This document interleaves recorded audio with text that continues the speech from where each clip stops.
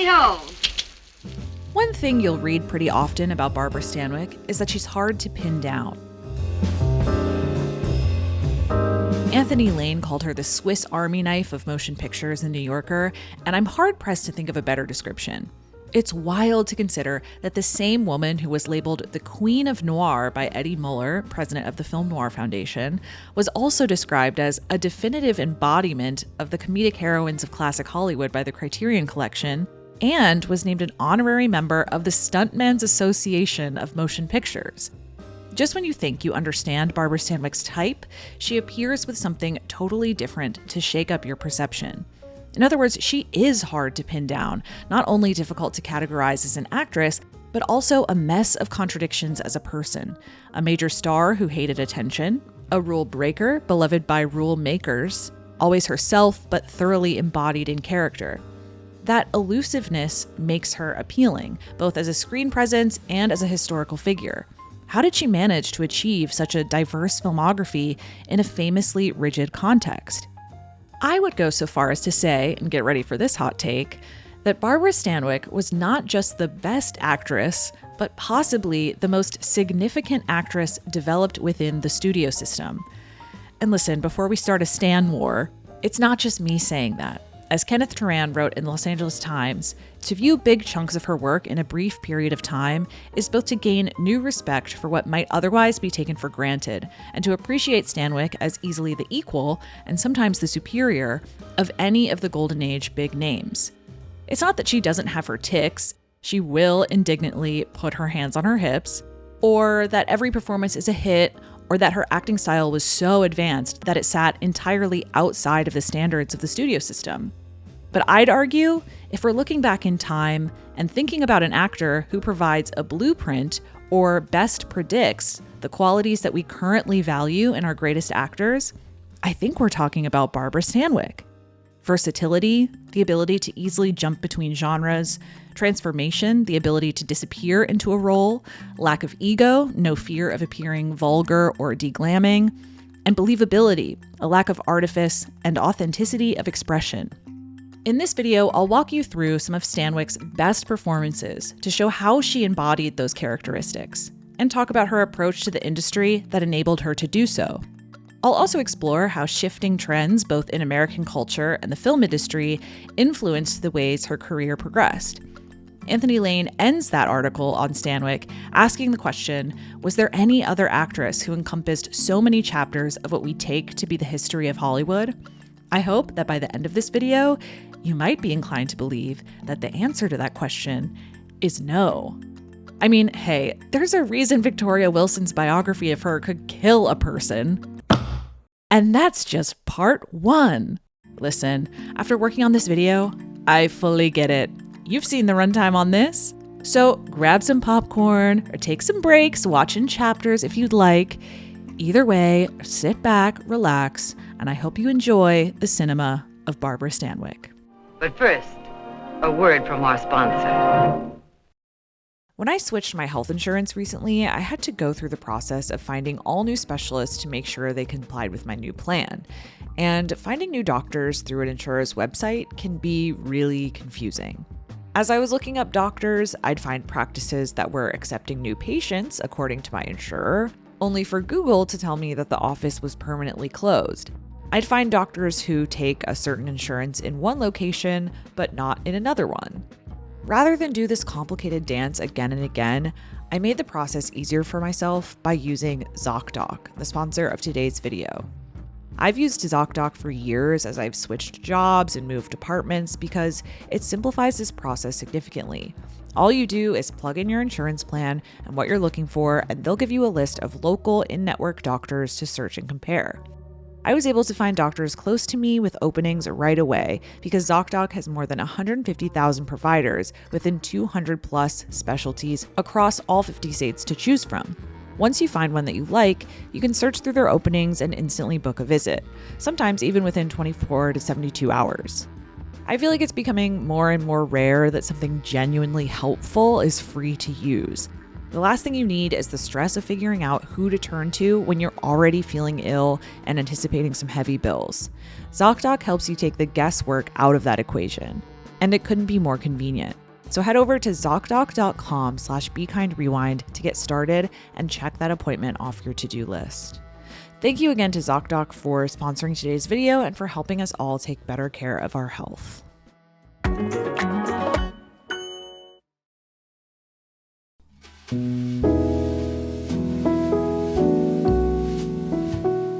I don't remember them at all.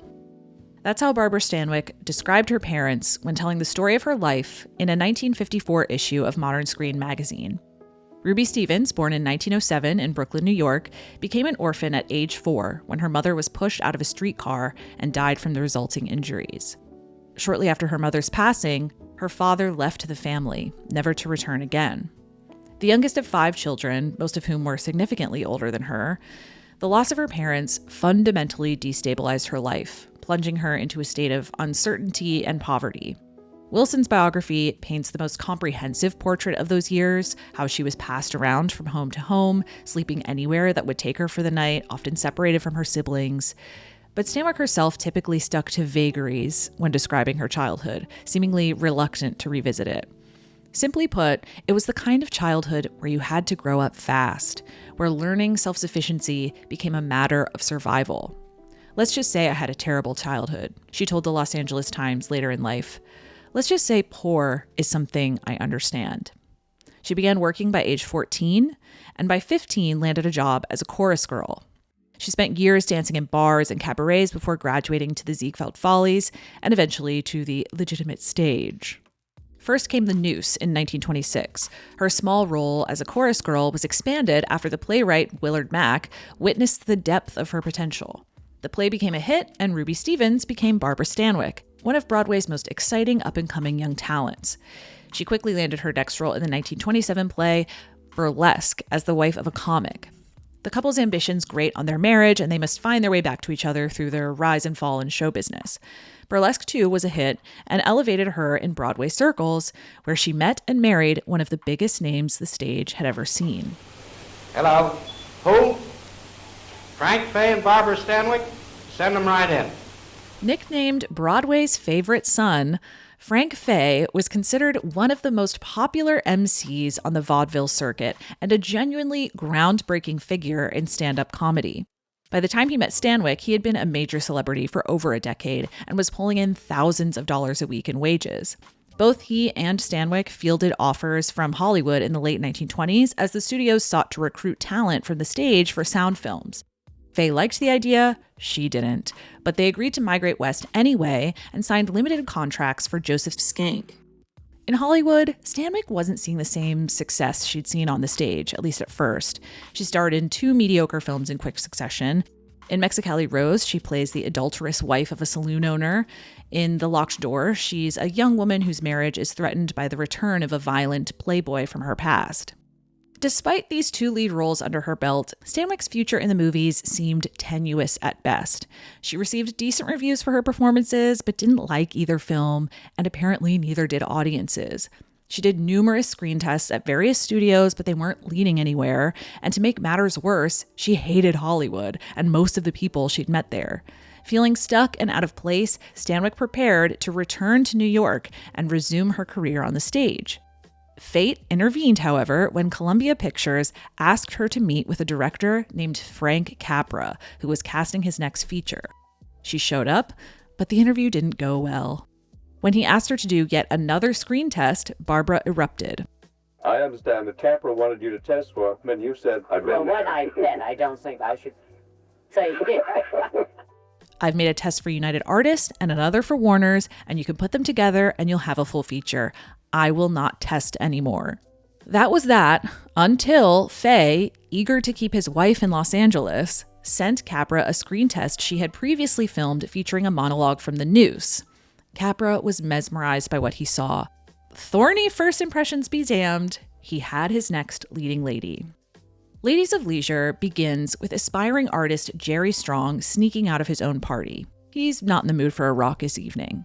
As he makes his exit, he meets Kay Arnold, a professional party girl who's similarly just escaped an event she didn't want to be at, although in much worse shape. Jerry gives Kay a ride back into town and asks her if she'd model for a painting he's working on. She accepts, and slowly but surely, throughout the course of their sessions together, the two fall in love, even though, if I'm being honest, Jerry is one of the most unpleasant leading men in her filmography, just a terribly whiny character. Eventually, Jerry's family steps in to sabotage their relationship. They're very rich, you see, and cannot permit his engagement to a working-class girl. Melodrama ensues. Ladies of Leisure wasn't Barbara Stanwyck's screen debut, but it feels like an announcement of sorts, the arrival of a major talent in a much higher quality vehicle than her previous films. Undoubtedly, encountering Capra as a young green actor benefited Stanwyck immensely. She credited him with teaching her how to act with her eyes. She later told the Los Angeles Times, "Frank Capra taught me that if you can think it, you can make the audience know it. You can make them know what you're going to do. On the stage, it's mannerisms. On the screen, your range is shown in your eyes." Ladies of Leisure features multiple, beautifully acted close-ups that demonstrate how thoroughly she absorbed that note. One stunning 3.5-minute sequence occurs in near total silence.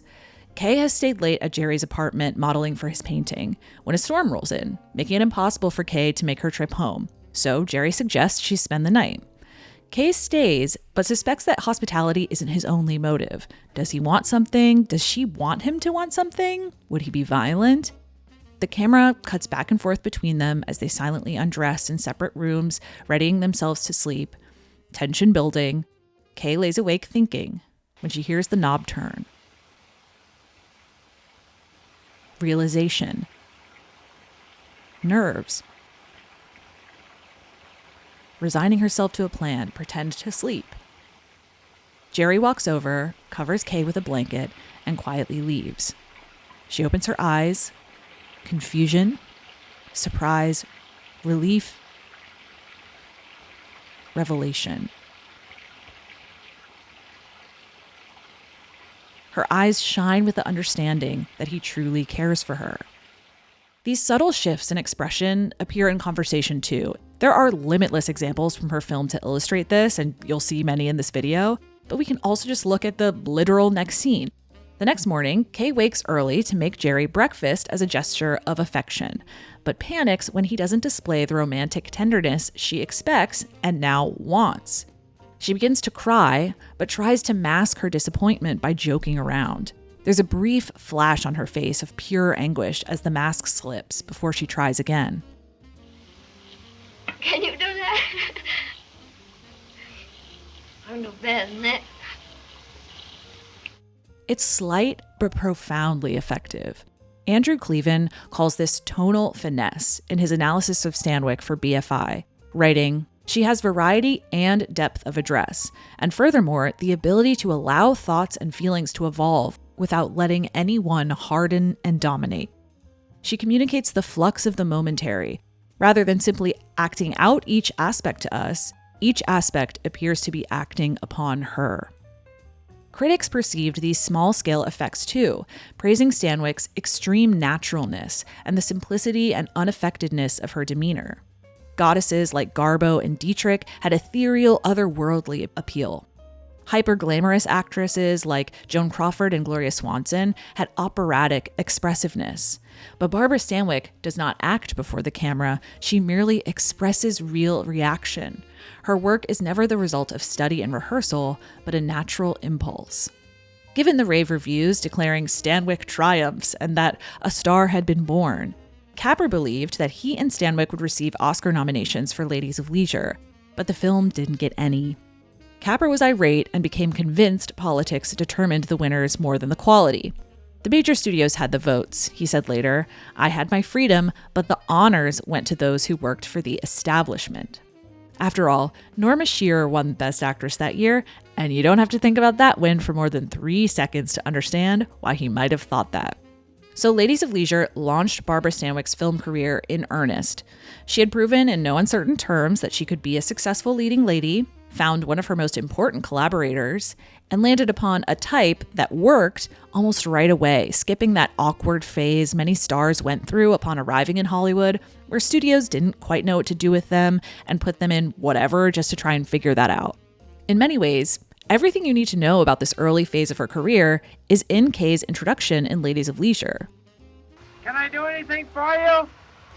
Yeah, you can look the other way. Independent, wisecracking, and most importantly, rowing her own boat.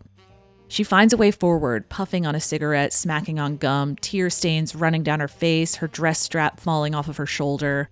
In films like Shop Worn and 10 Cents a Dance, Stanwyck played dancers, cabaret singers, and waitresses, working-class girls who hustled for a living, one way or another. Stanwyck's naturalism in these contexts further characterized her as real, unselfconsciously ordinary in a way that endeared her to average moviegoers. As Richard Corliss put it, she was the standard bearer for the underclass, with all its hard-won wisdom. There. Something like that. Oh, I get you. You want me in character. Bertha, the sewing machine girl. Get a dress like that. Will you pay for it? Its skepticism. He's a big politician, ain't he? He's a big something, and it ain't a politician. It's knowing which rules to play by and which to disregard. Oh, gee, I gotta run a nice stocking. Pay $2 a pair for them, and they last a split second. Well, take them off. Nobody will know the difference. Most of her films from this period have a distinct pre-code sensibility. They're gritty, highly suggestive, submerged in crime and scandal, and sometimes just a little gay for no reason other than pure love of the game. For example, in Ladies They Talk About, she plays Nan Taylor, a bank robber who spends some time in a women's prison while slowly, somewhat unwittingly, falling for the district attorney who put her away. Nan has a stinging sense of humor that she uses to soften the blow of her arrest or to assert dominance as the new fish in the yard. Say, there isn't any punishment bad enough for you. Yeah, well, being penned up here with a daffodil like you comes awful close. She's familiar enough with the system that has oppressed her to navigate it expertly, even if that means flirting with powerful yet deeply naive men. Thomas Doherty notes, the most cold-blooded and single-minded of the hustling sirens embodied a bad girl cycle, a crafty proto-feminist series of films dedicated to the proposition that in one area of enterprise, women were a little more equal than men. Perhaps no film better encapsulates that pre-code spirit than 1933's Babyface, a film considered so risque in its time that Variety's review stated, anything hotter than this would call for an asbestos audience blanket. I mean, you know they're serious when the ad for the movie leads with, do not bring your children. Stanwyck plays Lily Powers, a young woman who works in her father's speakeasy, where she's forced into sex work with his customers. After he dies in an accident, she leaves her small town for the big city where she decides to use her sexual prowess to advance up the ladder at a banking firm, quite explicitly sleeping her way to the top. The boss won't be back for an hour. Well, then why don't we go in and talk this over? Each affair she orchestrates is so delightfully sleazy, but exposes the men's eager capitulation. Haven't I told you never to come beyond the front of this desk? Oh, but I get so lonesome out there all by myself. They're all too willing to use a young woman who works for them. And they know that they are inheriting her from one another, Janine Basinger writes. She's able to climb over them, not only because she is bad, but also because they are bad. When rejected, they become difficult, even crazy. The campy deviance of this role, though, shouldn't take away from the diversity of Stanwyck's performance. Lily's arc takes her through bitter revulsion, righteous anger, coy sensuality, and raw despair. She plays her intelligently, each glance purposeful and sharp. Beyond her role as the star, Stanwyck also exerted creative influence elsewhere, collaborating closely with Daryl Zanuck, who wrote the screenplay under a pen name to flesh out her character. For example, it was her suggestion that Lily's father force her to have sex with several men. Unsurprisingly, Babyface had trouble with the censors. The New York Censor Board rejected the movie entirely, so Warner Brothers withdrew it from theaters to cut down suggestive scenes and conduct reshoots to replace the controversial material. Stanwyck, however, wasn't available, so they filmed around her and put a version back in theaters with a tacked-on ending that barely made any sense. The film was only recently reconstructed to its original version in 2004. But even if they found the film unsavory, and regardless of the version that they saw, critics loved Stanwyck in Babyface. The Hollywood Reporter said it was the best and by far the most entertaining picture she'd made in years.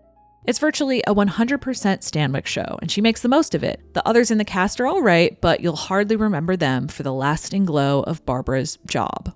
In 1934, studios began to strictly enforce the production code, a set of censorship restrictions that forbade interracial relationships, sexual innuendo, positive depictions of immoral behavior, and more.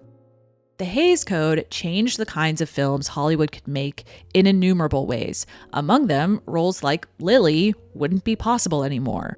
Stanwyck entered a mini lull trying to find her feet in the new dramatic landscape, and with things falling apart at home, she couldn't always afford to be as picky as she once was. More on that later. Still, she was working a lot and getting good reviews, but she was looking for a role that she could really sink her teeth into. She found it in Stella Dallas. A remake of a 1925 silent film of the same name, Stella Dallas follows Stella, the daughter of a mill worker, who has her eyes set on the mill's manager, Stephen Dallas.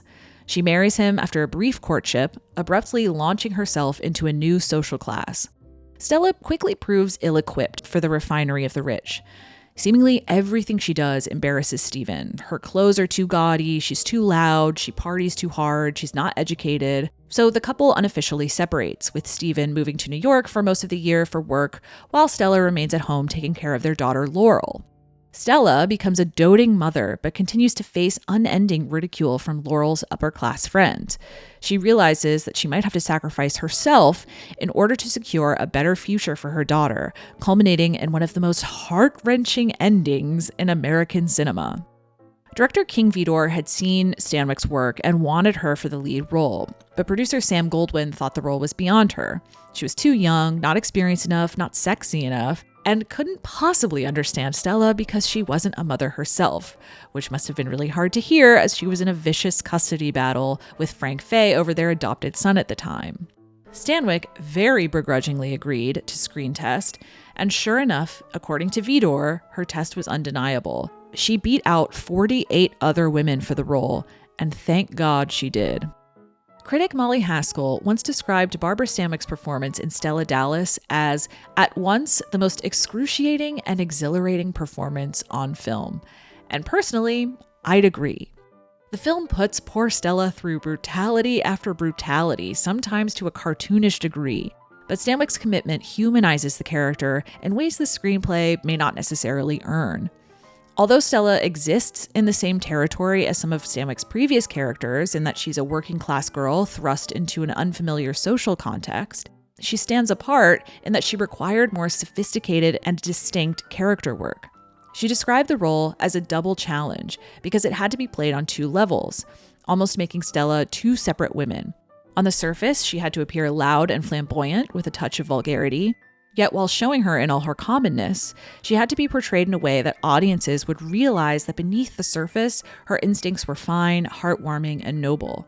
Part of her tragedy was that while she recognized her own shortcomings, she was unable to live up to the standards she so painstakingly set for herself. To achieve the loud and flamboyant side of Stella, Stanwyck delivers an extremely physical performance. While the elite sit elegantly in conversation, Stella constantly waves her arms about, gesticulating for emphasis.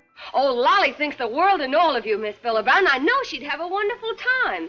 Seeing some decent shows, not just movies. Or pointing in moments of anger. Well, he'll never get away with it, and I'll tell you why, because I'm going to give her the same things. Or fiddling with her gloves to express nervousness. Really, I've never been much at that sort of thing, so I feel that I've done about all I can for us. Even her walk is showy, her arm swinging at her side. Although the film takes place in Massachusetts, Stanwyck leans into her Brooklyn accent to underline Stella's working-class roots. As Catherine Russell explains in her book, The Cinema of Barbara Stanwyck, the New York Brooklyn accent was also code in Hollywood for toughness and what was called at the time vulgarity. Which is why it also sounds quite strong in many of her pre-code films where she plays party girls and dancers. Stanwyck seemingly learned a standard classic Hollywood transatlantic accent, but I don't think she ever fully stamped the Brooklyn out of her voice. Her accent often slipped in throughout her career, sometimes in a way that contradicted her character's reality. A character will explicitly say she's from Indiana, but sound like she just got off the subway on Nostrand Ave. That's it. We're smart. She's on a wagon train during the California gold rush of the 1850s, but talks like this. Pay him off, Mike. The game's closed. Accent work was generally not the sharpest tool in her toolbox. Her British accent in The Lady Eve is good, but the Irish accent that she uses in Union Pacific, to my ears, well, it's something. Take off your sweet lip and say what you're meaning. Theoretically, one could frame this as a limitation, but personally I find it endearing how anachronistic her voice could be. For an actress so uneasily categorized, her voice serves as a consistent touchstone across the decades, tying her performances together regardless of genre. It's a persistent, grounding reminder of her roots that keeps her within touching distance of the working class, even when playing rich or glamorous women. Barbara Stanwyck also de-glammed to play Stella, aging from a plain but beautiful ingenue to a weary, love-starved mother. Costume makeup adds wrinkles and emphasizes bags under her eyes as the film progresses. She wore 5 pairs of pantyhose, padding around her body, and stuffed cotton in her mouth to appear increasingly heavy throughout the film. Probably a larger conversation to be had here about how being overweight is used as a symbol of being lower class, but we digress. Her hair is often tangled, askew, or curled into goofy concoctions. And then there's her wardrobe. Stella loves adornment. Each dress has a loud pattern or layers of ruffles and bows. She sports pounds of jewelry, stacking bangles on each wrist and fake pearls and gems around her neck. Like, surely this is one of the most outrageous costumes ever put to film. But she carries it confidently, or brazenly, through the grounds of an expensive hotel, apparently unaware that she sticks out like a sore thumb. Here you are, young fellow. Oh, that's all right. Oh, don't be still. Thank you. Stanwyck's willingness to eschew typical movie star glamour to better serve her character is notable for this time period, and she'd commit to this ethos throughout her career. If the part calls for a glamour appearance, then I want to look the very best that the cameraman can make me look. If I am not supposed to look like that, I couldn't care less. It depends on what I am playing. You know, if I'm supposed to be, an old bag or something, fine, let's go. Let's do anything at all to make it real.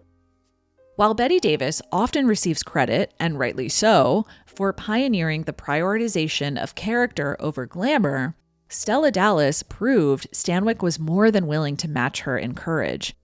Actually, for what it's worth, one could even argue that Stanwyck preceded Davis in this regard, as some of her earliest roles required her to play women over the course of their entire lives, and she spends a decent amount of screen time in these films aged up. Ironically, in 1932's So Big, next to Bette Davis. The costuming, the physical flamboyance, all of it could culminate in an absurd performance, but Stanwyck never lets us forget Stella's vulnerability and gives her a rich interior life that anchors the characterization. She may be crass and obnoxious, but she's also resourceful and deeply caring. Each interaction with Laurel radiates maternal affection. She uses Stella's hyperactivity to adjust her dress or play with her hair and embraces her warmly.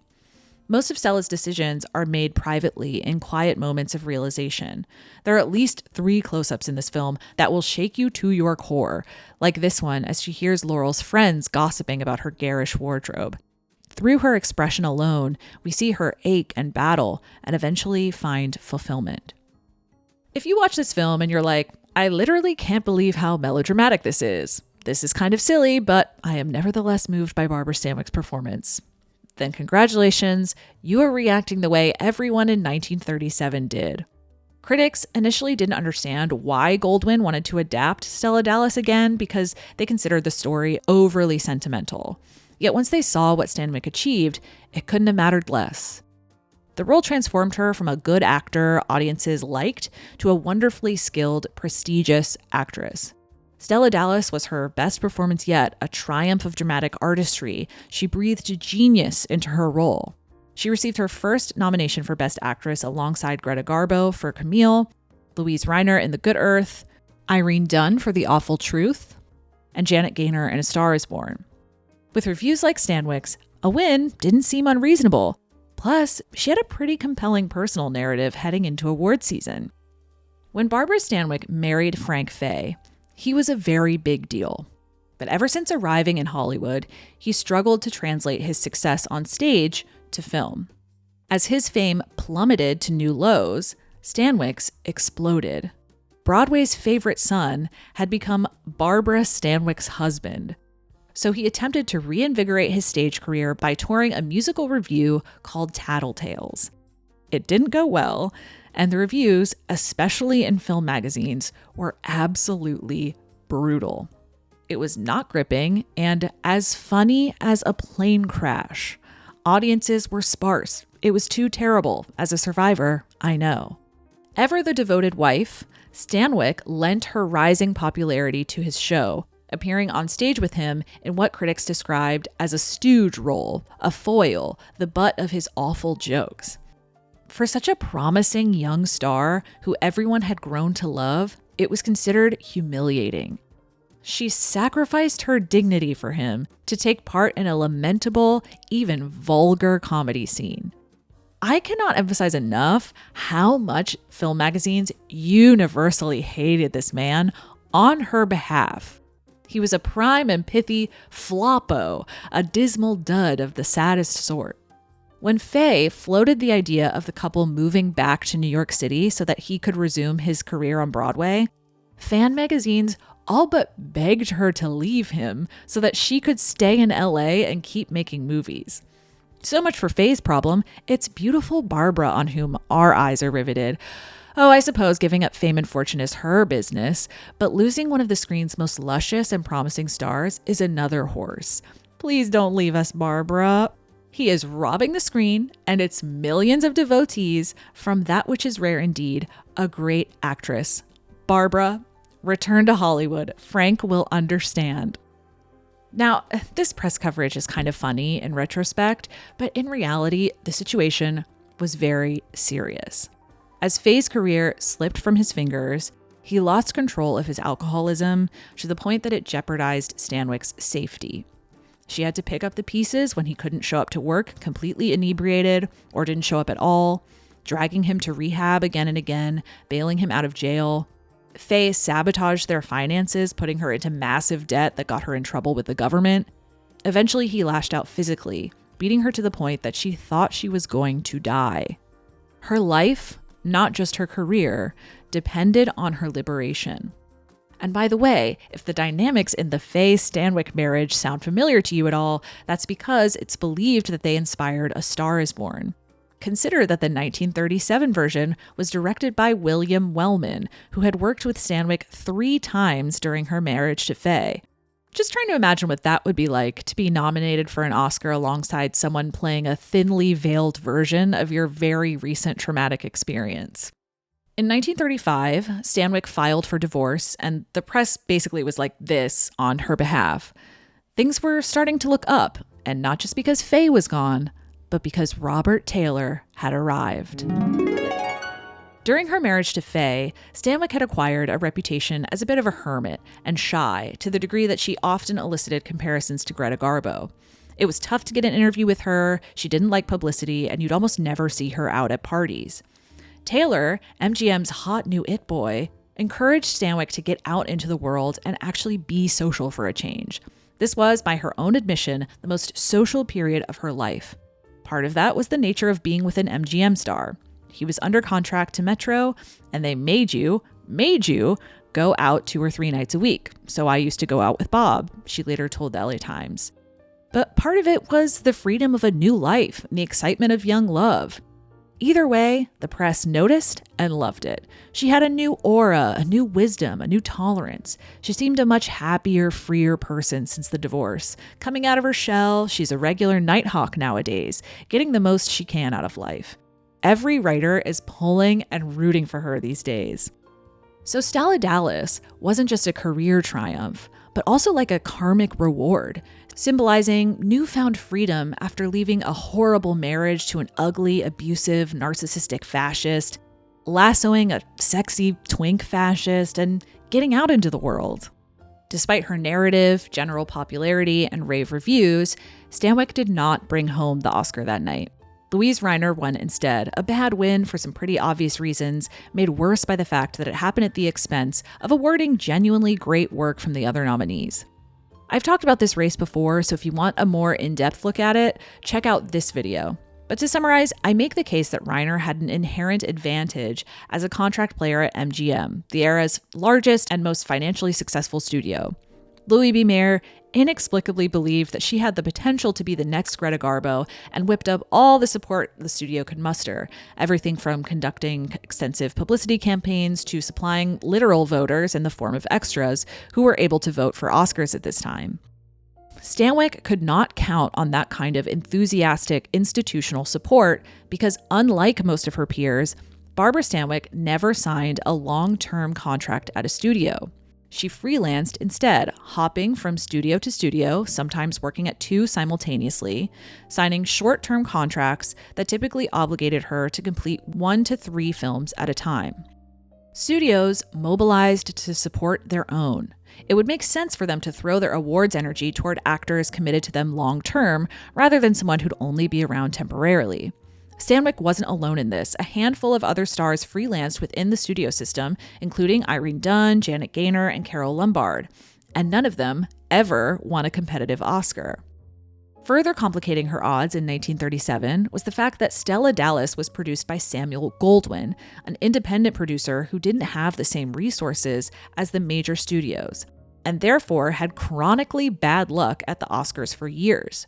Films like Wuthering Heights and The Little Foxes nabbed multiple nominations each, but never won anything in the major categories. It wasn't until The Best Years of Our Lives in 1946 that the producer finally found success with the Academy. So, freelancing may not have benefited Barbara Stanwyck when it came to the Academy Awards, but it definitely had some positives. In many ways, her decision to freelance shaped the entire course of her career. So let's dig into this for a minute. What did freelancing really mean? What were the pros and cons? Pro, long-term contracts offered a sense of security. The studio would pay a consistent salary, provide vehicles to develop your career, and manage your publicity for you. So con, freelancers had to figure most of that out for themselves, which was much more complicated. On the other hand, pro, freelancers had to figure out most of that for themselves, which meant they could be more specific about what they wanted. Stanwyck consistently negotiated really strong contracts that wouldn't have felt as high stakes to studios because they were so limited. Emily Carmen outlines in her book Independent Stardom how Stanwyck's 1932 Warner Brothers contract, for example, granted her special provisions such as sole star billing, story approval, and the right to decline any project within a 30-day period. It also enabled her to personally select films such as Babyface. Story approval was a big one, especially for Stanwyck, who actively sought to avoid typecasting.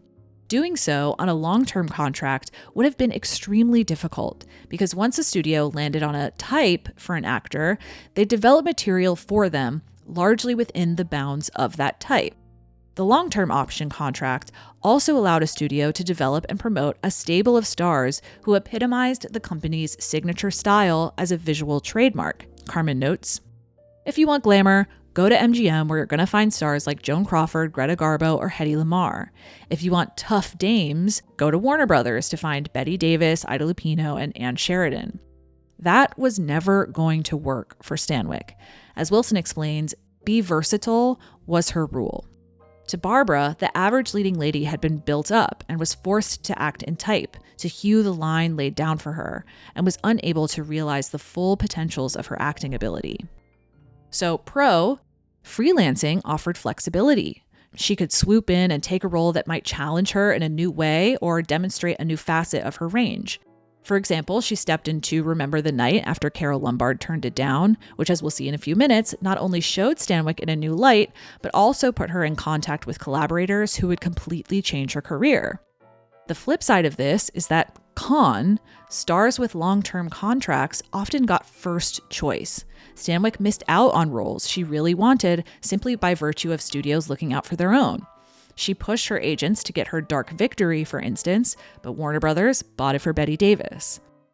Still, pro, the flexibility of freelancing exposed her not only to different roles, but also to different collaborators. Unless an actor on a long-term contract could secure a loan to another studio, they were essentially limited to working within their studio's talent roster. By freelancing, Stanwyck gained access to a more diverse talent pool, and ended up working with some of the most highly regarded directors of her time, all of whom were scattered at different studios. Howard Hawks, Billy Wilder, Frank Capra, Preston Sturgis, William Wellman, King Vidor, John Ford, George Stevens, Cecil B. DeMille, Fritz Lang, Douglas Sirk. She worked with all of them and more. While freelancing allowed her to make professional connections everywhere, it also, made conflict possible everywhere. The studio may not have had total control over her in the way that it did with its long-term contract players, but she was under contract, meaning she was still subject to certain terms. She could still get suspended, and Stanwyck got suspended a lot, probably more than any other actress in Hollywood, Frank Nugent wagered in Collier's magazine. Sometimes she'd agree to do a film she didn't like just to fulfill the terms of her contract so she could move on. The press chronicled these battles with the studios pretty closely, but luckily, as Carmen points out, they never blamed Stanwyck or painted her as difficult for these conflicts, and instead interpreted her off-screen labor negotiations as indicating a challenging spirit of independence and praised her dedication to her craft. For example, here's how the Los Angeles Times framed disputes with RKO and 20th Century Fox. No one will hold any brief against Barbara for any objections she may have raised because she has invariably been a first-rate trooper. In Stanwyck's estimation, the pros far outweighed the cons of freelancing. Her personality and her skill necessitated greater freedom than a long-term contract would allow. Wilson writes, Barbara was on her own, outside of the protection of a single studio that built actresses and created them to last. Barbara wasn't protected by that sense of belonging or reassured by it. She found it a constraint. Thanks to her newfound prestige, she had even more power to acquire interesting roles and was more in demand than ever. Barbara Stanwyck was just getting started. First things first, though, after an emotionally taxing role like Stella Dallas, she wanted to lighten things up a little.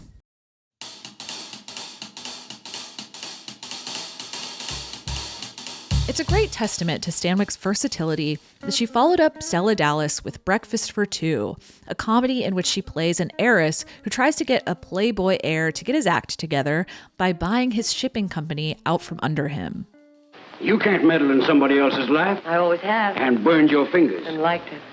Stanwyck had done comedies prior to Stella Dallas, but it took some time for her to warm up to the genre. For a while, she wasn't sure she could pull it off. I don't even know if I could play comedy, she said in an interview early in her career. It's always seemed to me that there's something too heavy about me. I mull it over in my mind, but I can't connect myself with comedy. Her agent, Zeppo Marx, thought she'd be great though, and given that he was a literal Marx brother, you'd think he'd know, right? It's not really hard to see where he'd get the idea. While films like Ladies of Leisure and Babyface aren't technically comedies, she has very funny moments in them. So outrageously coquettish as Lily. Of course, if Fuzzy Wuzzy really wants to give me something, he could put a few more pennies in my bank account. And delightfully sarcastic as Kay. The sky's the limit. The ceiling seems to be your limit. Goody, goody, goody, let's fight. Eventually, she agreed to try the genre, and Marx got her into a handful of romantic comedies throughout the late 1930s. The only trouble is that most of them aren't very funny. First came Red Salute, a mediocre knockoff of It Happened One Night, in which she plays the daughter of a general who is upset because she plans to marry a leftist student agitator. Don't believe the lies they hand you here. They're teaching you to crush labor, the proletariat of the world.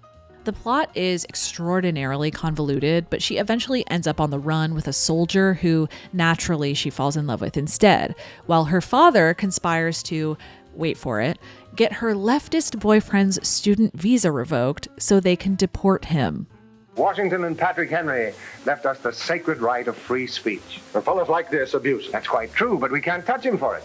We must wait to pin something definite on him, such as inciting to riot, a responsibility for an act of violence. Then we can deport them at once. The film has some decent zingers, but it just feels like a worse version of better movies, and they don't get that much better from there. The Bride Walks Out doesn't earn many laughs, but showcased some provocative ideas for 1936, ideas Stanwyck would explore much more thoroughly later in her career. Her character is a model who doesn't want to marry her boyfriend because he doesn't think married women should work. Women have always worked. Why shouldn't they do it in a shop rather than in the kitchen? Answer me that. The Mad Miss Manton is a much funnier post-Stella Dallas entry, wackier too, written in the chatty, manic tradition of screwball comedy. Melza Manton finds a dead body, but when the cops arrive at the scene of the crime, the body has disappeared. So she and her friends band together to solve the murder themselves. You're fooling around with someone who isn't afraid to kill. Who is he? What are you girls up to? Wouldn't you and Brent love to know? Stanwyck is the de facto leader of the group, barking orders, sassing the police, and unleashing them on Henry Fonda. Get 'em, girls.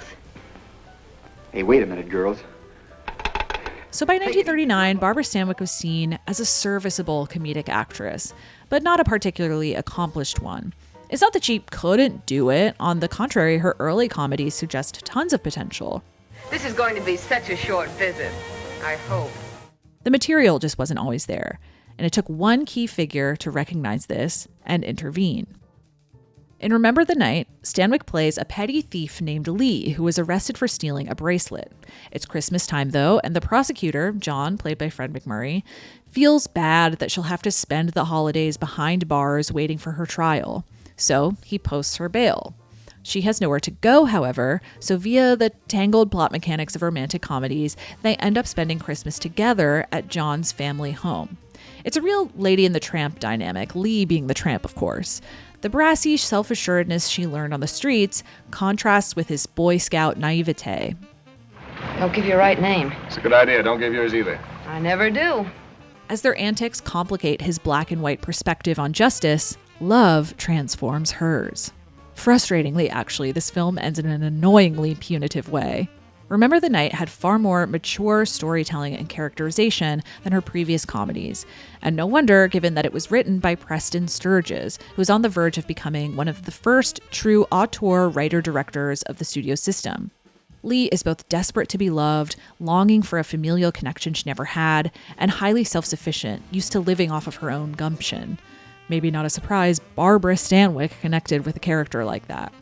She probes those emotional contradictions with her usual poise, weaponizing her trademark hands-on-your-hips fury for comedic effect. Her sarcasm is simple but ferocious. She thinks you brought me out here because you're in love with me. Oh. There we are. Funny, isn't it? Yeah. While filming, Sturges observed these innate comedic instincts and promised to write her a script that would really show them off. She later recalled, "One day he said to me, 'Someday, I'm going to write a real screwball comedy for you.' And I replied that nobody would ever think of writing anything like that for me.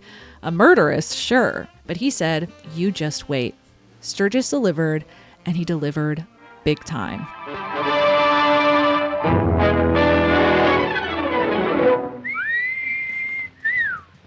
In The Lady Eve, Stanwyck plays Jean, a con artist who travels the world, seducing rich young men and luring them into card games in which they will inevitably lose thousands of dollars to her father, a deceptive card shark. The target of this voyage is Charles Pike, the heir to a beer fortune who has spent the past year studying snakes in the Amazon. Charles predictably falls into their trap, but Jean refuses to follow through with the scam because, why else, they've actually fallen in love. Unfortunately, Charles discovers the truth about Jean's original intentions and breaks things off. Furious, she embarks on another scheme. She'll trick him into falling in love with her again, while disguised as a British woman named Eve. Well, disguised is maybe a generous description. Jean makes virtually no effort to physically obscure her identity beyond her costuming and her accent, which again is good. Haven't we met? But of course we have. Your father just introduced us. Of course, Charles recognizes her, but does absurd mental gymnastics to convince himself that she couldn't possibly be the same woman. You don't understand me. They look too much alike to be the same. That's what I've been telling you. Huh? His persistent denial becomes a recurring joke, exposing his subconscious desperation to reunite with Jean. The dual role of Jean and Eve is a fascinating challenge for Stanwyck. How do you convey just enough change to conceivably become a different person, while also preserving the spirit of the joke? She answers this question with her body language. Eve is Jean's impression of a socialite. She has a mannered, formal charm, but has that breezy, unbothered air of the elite. Her gait is elegant and upright. She waves her extravagant fan around and tells horribly unfunny stories that nevertheless thrill the crusty old men who've attached themselves to her hip.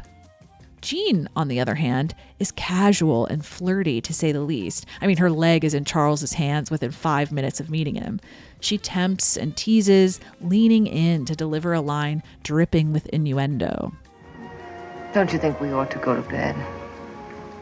Possibly Sturgis's most important intervention in Stanwyck's career was revealing her skill in the comedy of seduction, grabbing the sexual dominance of Lily Powers from Babyface and disentangling it from the film's seedy melodramatics.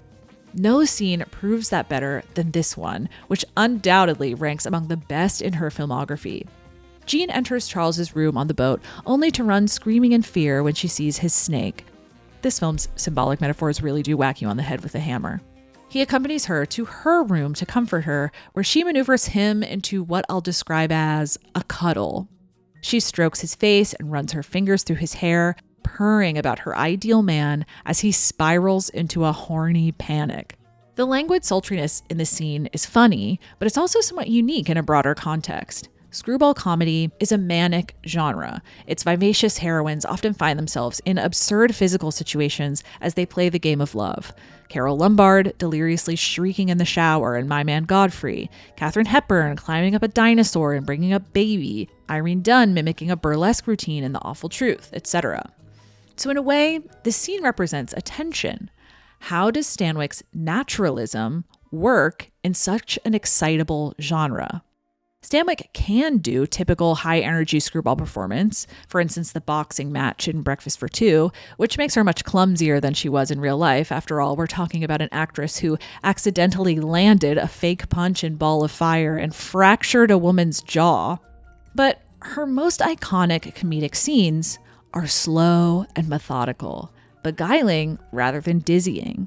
She is in total control here. Fully aware of her effect on Charles, she comfortably manipulates him, ushering him right to the edge. You better go to bed, Hopsy. I think I can sleep peacefully now. Her control initiates a gender reversal, displacing screwball energy onto the men, who are in emotional freefall. Henry Fonda may be frozen here, but we know internally he's like, Daddy, you better get the best for me. Daddy. The same thing happens to Gary Cooper in Ball of Fire, who becomes so overwhelmed after a kiss that he has to sprint out of the room. Just to underline her versatility, it's worth mentioning that Stanwyck could just as easily play the opposite role in this dynamic. In My Reputation, which is not a comedy for most of its runtime, she plays a woman dominated by rules and etiquette, who wants to loosen up but can't quite make herself do it. As her romantic interest intensely flirts with her on the couch, we see a subtle push and pull between panic and imagined ecstasy, a learned instinct to leave and a deep-seated desire to stay. I'm looking forward to meet your mother. Oh, I'm not sure you'd like Mother. She's, old school. The Lady Eve achieved two important things for Stanwyck. First, it turned her into a fashion icon, thanks to Edith Head's work on the film. The pair first worked together on 1937's Interns Can't Take Money, after which Stanwyck hired her to design her personal wardrobe. The Lady Eve brought Stanwyck back to Head's home studio of Paramount, and she really popped the hell off, crafting distinct personalities for Jean's twin identities. Stanwyck's wardrobe was Edith's greatest achievement to date, writes Patty Calistro. The designer helped turn the actress into an instant sex symbol and trendsetter. Each of the 25 changes was a statement of advanced 1941 fashion. Russell adds, Edith Head's contribution to Stanwyck's star image was above all to find and showcase her figure. After the Lady Eve, she could play sexy, which of course opened the door for Ball of Fire, Lady of Burlesque, and Double Indemnity, all of which were costume designed by Edith Head, who managed to turn sleaze into a new mode of glamour. From then on, Stanwyck had Head's name written into every contract to design for her, regardless of studio. Although Head eventually became too busy and too expensive to costume all of Stanwyck's films, their relationship lasted all the way through her last film, Roustabout, in 1964. Second, The Lady Eve transformed Barbara Stanwyck from a good comedic actress to an outstanding one in the eyes of critics. Until she made The Lady Eve, she was known more for serious drama than for comedy, but The Lady Eve was different for her. She had been playing too many serious pictures and finally got a comedy part she could sink her bicuspids into. By adding another tool to her toolbox, so to speak, Stanwyck further solidified her status as an extremely versatile actress. She really could do it all. Critics praised her for being a leggy burlesque queen one moment, then changing type completely the next. That little gal is an actress for our money any day, in light frothy comedy or heavy drama. The film's success very much opened the door for her next comedic hit, Ball of Fire, which, as I've hinted at, uses many of the same tropes and therefore utilizes many of the same strengths as The Lady Eve. Ball of Fire is a riff on Snow White and the Seven Dwarfs. A group of academics are living together in a house as they write an encyclopedia of human knowledge. Professor Bertram Potts is a grammarian charged with documenting common slang terms. However, he's a big old nerd, and he doesn't actually know how non-academics speak, so he visits a nightclub to research and meets burlesque singer Sugar Puss O'Shea, who effortlessly peppers slang into every sentence. He believes she can help him and invites her to their home to teach him what she knows. She initially rejects him, but when the cops come after her and her mobster boyfriend, she accepts his offer in order to hide in the professor's home until the police move on. Potts has never met someone so brazenly sensual. Sugar Puss has never met anyone so kind and naive. Opposites attract, and I'm sure you can guess the rest. Sugar Puss, like Jean, holds Potts in the palm of her hand with seductive innuendo. Well, I wouldn't think of imposing upon you at this hour. Listen, I figured I'm working all night. But Sugar Puss poses a new challenge for Stanwyck. When she first meets Potts, she almost exclusively speaks in metaphors and idioms. Stop beating up with the gums. What was that? Get this, I don't know from nothing. One might assume that speaking in slang would make the dialogue easier, but the sheer volume here is anything but natural. Still, Stanwyck isn't theatrical. She doesn't ham it up to match the overabundance of slang in the screenplay, and instead incorporates it seamlessly and coherently. Stanwyck's naturalism, her impulse to play things as they are, unaffected, influences her comic timing in other ways too. She tends to casually toss away lines or shrug them off. Won't you come in? Why not? It's not deadpan exactly, but flippant, reinforcing a punchline by underselling its delivery. She did this throughout her career, but maybe the best example occurs in Christmas in Connecticut. Her character is at the end of her rope and caps off a rant with an amusing shrug.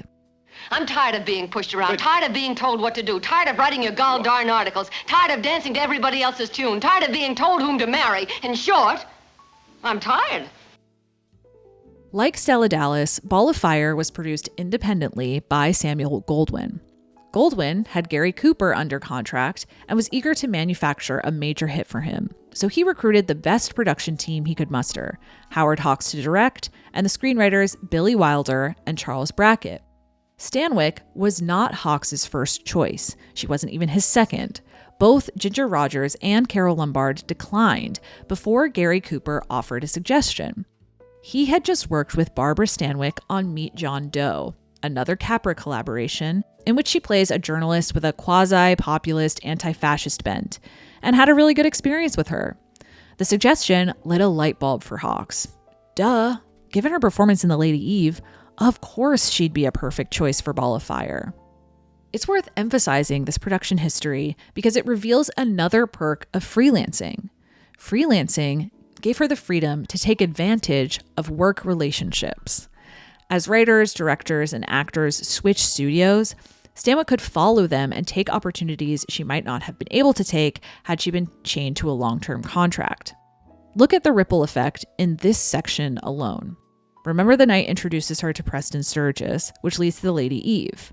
Capra makes his 5th film with Stanwyck, where she meets Gary Cooper, who recommends her for Ball of Fire, where she meets Billy Wilder, who then comes back to her with Double Indemnity. Her career is full of connections like this, moving her from auteur to auteur across genres and studios through decades. This line of collaborators alone leads us from Paramount to Warner Brothers to Goldwyn and RKO and back to Paramount again. Now, you might have noticed that a lot of these opportunities came not just from availability or talent, but from personal endorsements. Freelancing made this web logistically possible, but her reputation made it actually doable. You may have the contractual ability to jump from studio to studio, but if nobody wants to work with you, that's not going to matter very much. You have to be a good collaborator for this setup to tick, and she famously was. Possibly the most consistent thing in all of my research about Stanwyck is the way directors talked about her.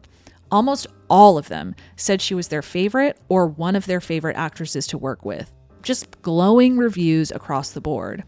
Not temperamental, no star ego, always on time, would stay late if asked, knew every word of the script, and I mean that literally, she would memorize the entire script. Generous with her co-stars, in some cases voluntarily coaching newcomers through their entire performances. Beloved by the crew, bought them gifts, knew everybody's name, always palled around, playing games with them between takes. Although here's another contradiction for you. As popular as she was with the crew, Stanwyck was staunchly anti-union, like a repeat offender scab. I suppose a less generous way of interpreting her freelancing would be as illustrative of her right-wing, rugged individualism. This woman did not want to belong to anyone or anything. Not a union, not a studio, not a husband, nothing.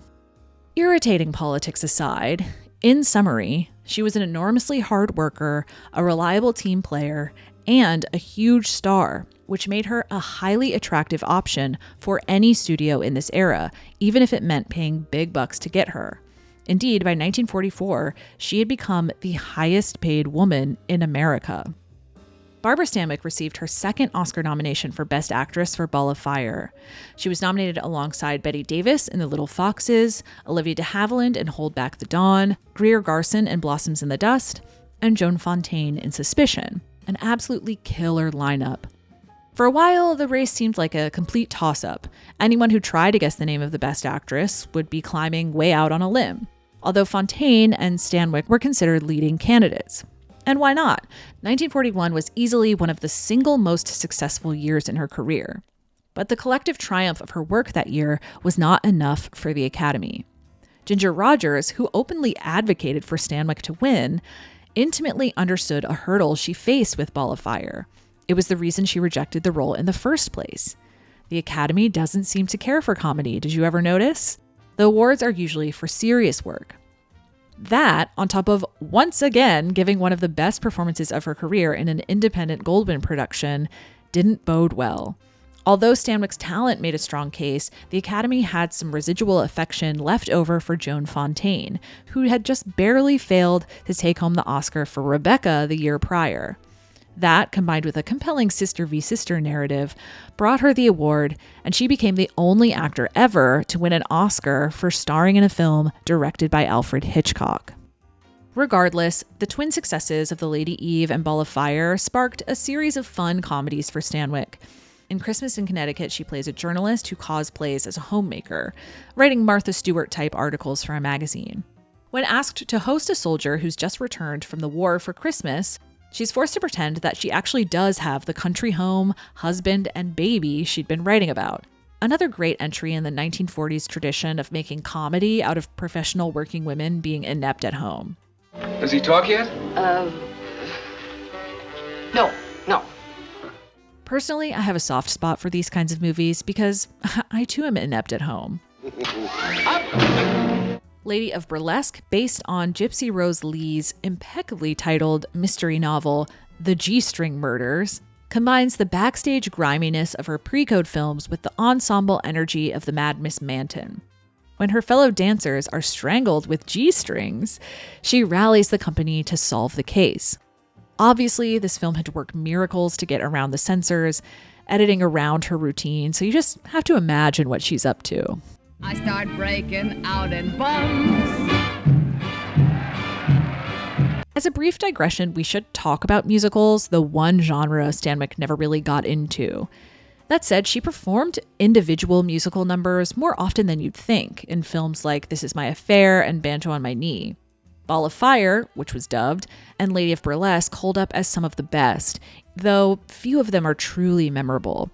Neither technically gifted like Irene Dunne or Judy Garland, nor resolutely unique enough to have a camp appeal like Mae West or Marlene Dietrich, her singing voice doesn't have the same lilting silkiness that her speaking voice has. As a dancer, she seems most engaged when dance simply becomes acrobatics, which speaks to her interest in physicality, which I'll talk about in, 2 sections? I'm sorry, this is so long. God. Anyway, now, having proved herself a comic delight, naturally, the best next move was to become a killer.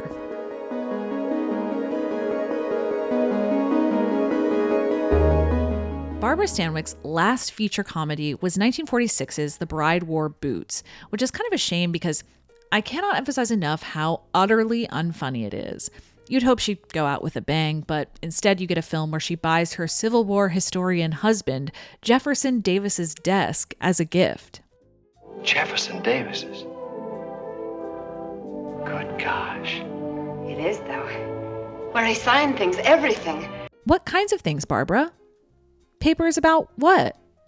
Anyway, fun fact, baby Natalie Wood plays her daughter, and if you know your Robert Wagner lore, you probably know why I loudly screamed, "Oh no!" when I watched this for the first time. Now, given her success in comedy, it's always been a little odd to me how quickly she moved on from the genre. I'd offer a few educated guesses. First, I'm not convinced she ever sincerely thought of herself as a comedian. She gave several quotes throughout her career that suggest as much, so it's possible she was totally comfortable drifting away from the genre, particularly as comedy changed during and after World War II. That timing is crucial here because in the 1940s, an alternative path forward opened up for Stanwyck.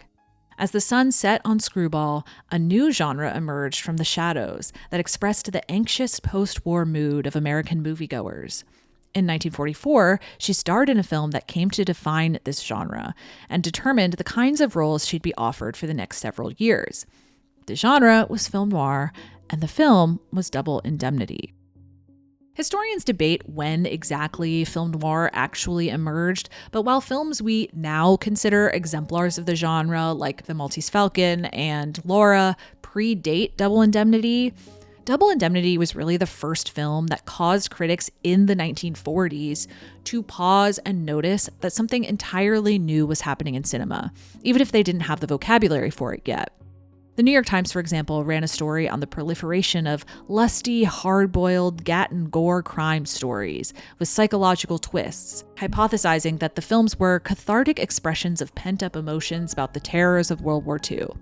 Double Indemnity, the article claimed, was generally accorded the honor of being the first of the new rough, tough murder yarns. Told in a flashback structure, the film follows Walter Neff, an insurance salesman who visits the home of one Mr. Dietrichson for a chat about his auto insurance. Dietrichson isn't there, but his wife Phyllis is, and Walter is immediately, smitten would be the respectable word for it. Phyllis flirts back, gently introducing questions about acquiring accident insurance for her husband without him knowing about it. Eventually, using her feminine wiles, she convinces Walter not only to secretly sign her husband up for a policy, but also to murder him and make it look like a suicide so they can walk away with the insurance money. Given that the film literally opens with Walter bleeding to death, it's not really a spoiler to say that things do not go well for them. What made the film feel so provocative in its time was that it was a story about the villains. As the review in The Hollywood Reporter put it upon the film's release, with his Double Indemnity for Paramount, Billy Wilder has broken open a door hitherto locked to all those connected with the creation of motion pictures. He has made the hero and the heroine of his stark drama a pair of murderers. There is no gloss to their wrongdoing, no sugar frosting to make palatable their misdeeds. It is a drama the likes of which no other picture in recent memory brings to mind. Remember, this is 1944, and films were subject to the censorship of the Hays Code, which imposed strict regulation of behaviors on screen. Leading ladies were not expected, much less allowed, to be so overtly conniving. Leading ladies should be beautiful and ultimately good, even if flawed. So a role like Phyllis posed a risk to the degree that Stanwyck actually hesitated when she received the script. When Billy Wilder sent me the script of Double Indemnity and I read it, it was from a James Cain novel. It was a very fine novel, and Billy had owned it for so many years. I had never played an out-and-out killer. I had played medium heavy, but not an out-and-out killer. This was a really unsympathetic character. Oh, yes, very much so. And as such, I was a little frightened of it. And when I went back to his office, I said, I love the script and I love you. But I'm a little afraid after all these years of playing heroines to go into an out-and-out cold-blooded killer. And Mr. Wilder, and rightly so, looked at me and he said, well, are you a mouse or an actress? And I said, well, I hope I'm an actress. He said, then do the part. And I did, and I'm very grateful to it. Although Double Indemnity takes the point of view of the killers, the film still holds Phyllis at a distance. Walter narrates the flashback. Her performance is his memory. Through his eyes, we spend a lot of time trying to unmask this woman. Who is she? Is she genuinely attracted to him? What is her relationship with her husband really like? What is she really thinking? Wilder gives us some physical clues. Phyllis, like Stella Dallas, seems to have married into a higher class and not bothered to adjust her personal sense of style. To repeat Russell's point, sleaze is the mode of glamour. Walter observes Phyllis's anklet right away, of course, but no one could miss that hair. This wig is wild. It's a perky shade of bottle blonde, a flat color suggesting a cheap dye job. Wilder liked to joke that if it meant anything at all to the character, it had all been a happy accident. He wanted her to be blonde, but didn't really notice that the wig was a mistake until it was too late. When the picture is half finished, after I shot for 4 weeks with Stanwyck, I can't say, tomorrow you ain't going to be wearing the blonde wig. I'm stuck. I can't reshoot 4 weeks of stuff. But now if someone said, my God, that wig, it looked phony, I answered, you noticed that? That was my intention. I wanted the phoniness in the girl. Bad taste, phony wig. That's how I get out of it. I think it works, but if you don't, know that a lot of people in 1944 agreed with you. Why they stuck such a terrible wig on the girl, I'm not one to tell you. Physical characteristics can only get you so far, though, when it comes to unraveling the mystery of Phyllis Dietrichson. Because the film limits her perspective, Andrew Cleven writes, Stanwyck must render a character that is striking yet a figment. She must be there and not there. To achieve this, Stanwyck plays up Phyllis's elusiveness, making her difficult to read by avoiding over-dramatization. She must never reveal too much or give her game away. Stillness is key here. Her expressions are minuscule, but fierce enough to convey a vibrant inner world. Sometimes she does little more than arch an eyebrow, eyes glittering with malice as she fantasizes about killing her husband. All she collected was a 3 to 10 stretch into Tehachapi. Perhaps it was worth it to her. Her stoicism has a chilling effect, best exemplified in the murder scene. The camera hovers on her face as her husband dies, capturing an expression so enigmatic, a smile so sly. It is the closest American cinema gets to the Mona Lisa. Double Indemnity really is quite the demonstration of how Stanwyck can do so much with so little exertion. In different hands, the stillness might be read as robotic or one note, but she adds small details that reveal Phyllis's active, nervous mind. She paces, fiddling with a tube of lipstick. She wrings her hands and pokes at the ice in her drink. She is thinking and planning, only we're never sure what. Sex is integral to Phyllis's manipulation of Walter, just as it was in The Lady Eve and Ball of Fire.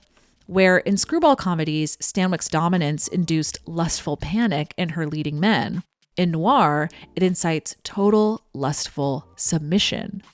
Their moral standards swiftly collapse as she weaponizes her beauty. That dominance and the fear it could instill in men would become a defining characteristic of Stanwyck's characters for the rest of her career.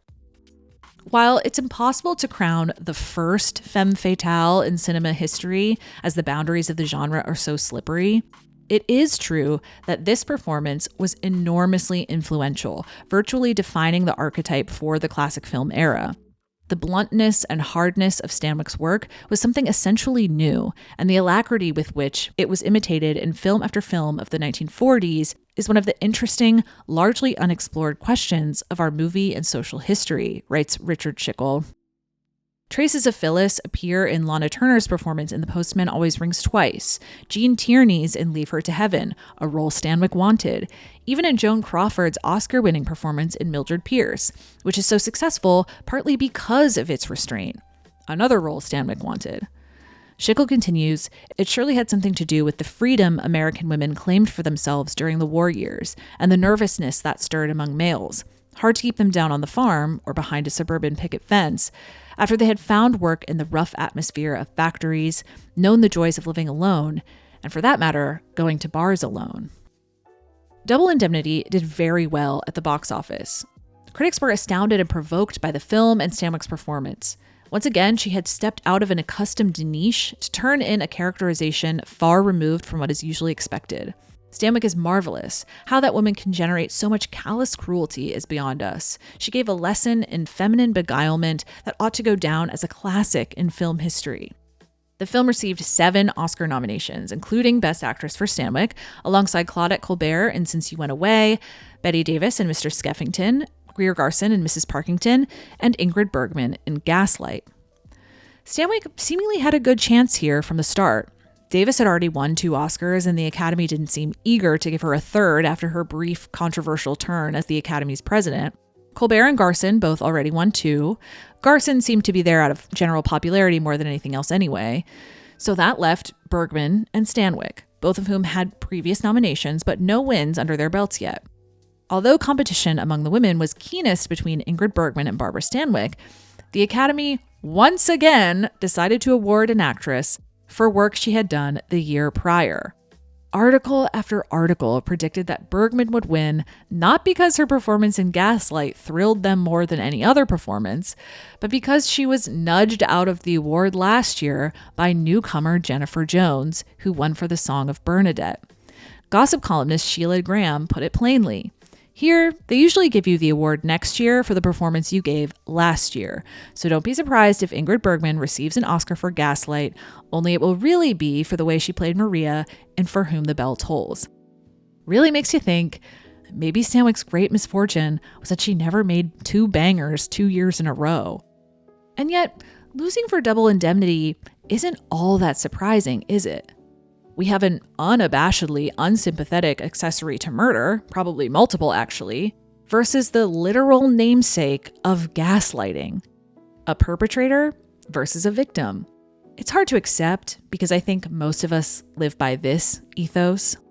But Phyllis was never likely to appeal to Academy voters in 1944, who, for the most part, preferred much more sentimental fare.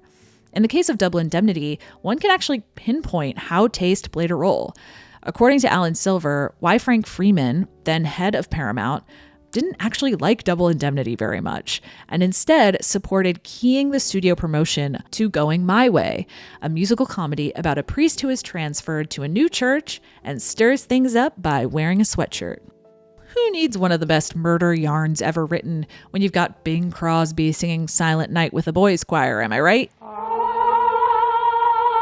Sure enough, Going My Way swept the major awards with 7 wins. A Woodrow Wilson biopic that I did not know existed until writing this video picked up 5. Double Indemnity went home empty-handed. And once again, so did Barbara Stanwyck. Narrowly losing year after year was getting monotonous, she joked, but ultimately Double Indemnity left her in a really good place because it opened the door to deliciously overtly villainous roles. She later said of her role in The Violent Men, for example, "The woman I play is a lovely little monster. 10 years ago, I'd have refused to play her. Then I'd have been afraid audiences would associate me with this man-eating flower. But times have changed. Audiences' tastes have matured, for which I'm grateful, because there's nothing as good for acting purposes as a bad woman." So as noir gained popularity in post-war America, she comfortably rode the wave and spent much of the next decade in noir and noir-adjacent thrillers. Some films were totally successful. The Strange Love of Martha Ivers is an essential. Stanwyck plays Martha, who inherits, then cultivates, a vast business empire after accidentally killing her rich aunt as a child. Her reign over the local town is threatened when a childhood friend returns to town who endangers both her secret and her marriage. It's one of those performances where you leave thinking, I think she could kill me, and you know what? I'd probably let her. Do you know what's on my mind, Martha? About Sam, I mean. I think I do. And that's where it will stay on your mind. Unless, of course, I tell you differently. Other films were less successful. Witness to Murder is a knockoff of Rear Window with Stanwyck in the Jimmy Stewart role. Unlike Stewart, though, Stanwyck is mobile and quickly involves the police. But unfortunately, well, this Letterboxd review really sums it up. This movie asks some really tough questions. For example, who should we believe? A known Nazi who wrote a book titled Pain is Great, I Love Killing and Will Do It Again. Or B, a woman. Yet even in films that weren't especially remarkable, Stanwyck usually managed to elevate the material because her naturalism suited noir so well. Now on, our third genre of the video, we can start to see how Stanwyck pulls threads from one performance to another, utilizing the same skill to different effect. For example, dispassionate flippancy taken to its extreme can read as coldness, even ruthlessness. When she throws away the punchline in Christmas in Connecticut, it acts as a simple button to a long, explosive monologue, signaling her weariness at her long list of annoyances. She's said all she needs to say. In short, I'm tired. This trick can be really funny, but it can also be really heartbreaking if repurposed correctly. In Clash by Night, she cleverly uses the same brief pause and casual discarding of the line, only this time to display not only weariness, but also evasiveness. Ain't that what you left town for? I left town because I left town. She said all she's going to say. The deployment of these strategies across genres gives her performances such engaging texture. They're never just one thing. As Molly Haskell wrote, unafraid of going over the top and beyond, of playing for humor, even ridicule, she allows comedy in the midst of pathos.